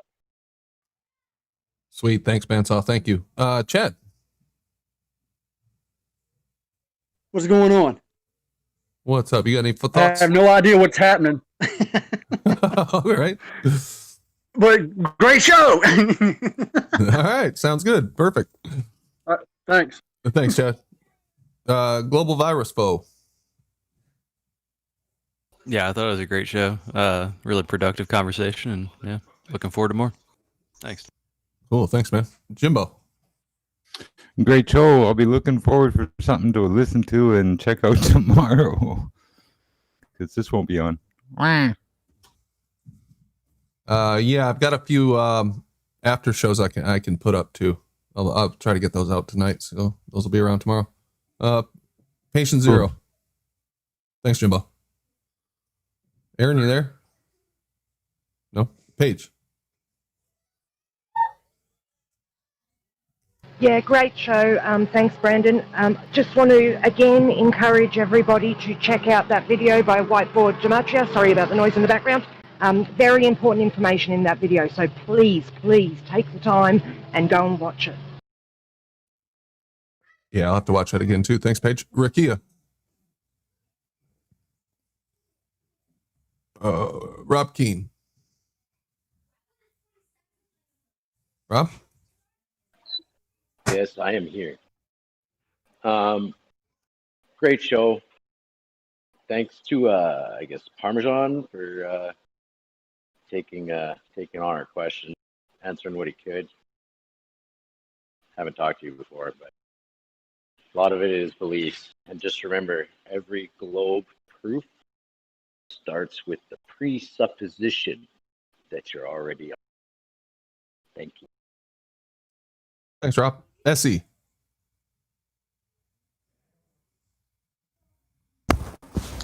Good show, Brandon. Very interesting. Was intrigued with what Ali came up with there. Shout out to Ali. We learn something new every day. Good night, everybody. Well, thanks, Essie. And right the hand. Yeah. Well, MKUltra, right? Brainwashing, repetition, the news, right? They show you violence. They show you all the bad stuff on the news. Oh, look away, but you can't, right? So that's the original, right? The MKUltra to the masses. And then, of course, you heard it here. The only way to know how standing on a ball that pulls you to the middle, the only way to know that is to use your imagination.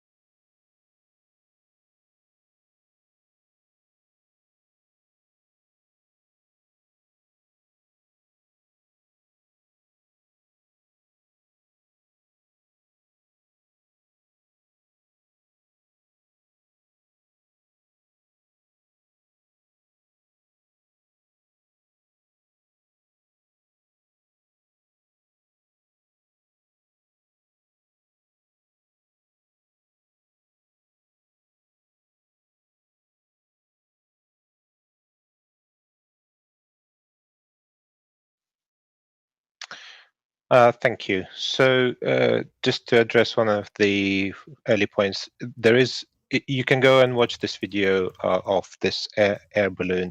It does turn all the way around 360 degrees and all over the place. The camera moves, so you could observe the curve in all directions pretty much. Now, the other point I wanted to add is that when we imagine things, that's called a thought experiment, and we do those very often, and that's actually what distinguishes people from most other animals. It's our ability to simulate things in our mind. So I'll leave it at that. Yeah, shout out to Parmesan for joining us Yeah. anyway. It's great to have him come on and actually talk to us. You ever been a dog? Thanks, guys. Things for the doo-doo. All right, guys. Appreciate the audience out there, everybody in chat. Good chat tonight. Didn't seem like we were too infested with trolls. Good discussion back and forth. Appreciate it. Shout out to, let me see here. I think it was Super Dave 44 for the 99-cent super chat. Appreciate you supporting the show. And we will see all of you on Monday. I will look to get out some after shows. I've got some clips that I've been saving up from this week over the weekend. So look for those on my channel, Brandon Toy. And who knows what'll happen next week. Enjoy your weekend. And we will talk to you guys later. Bye.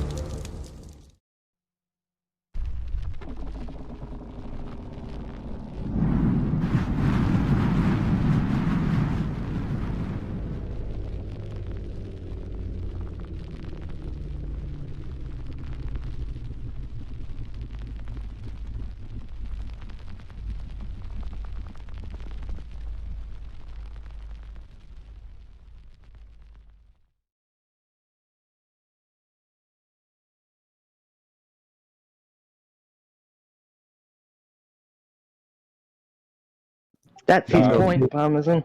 Yeah,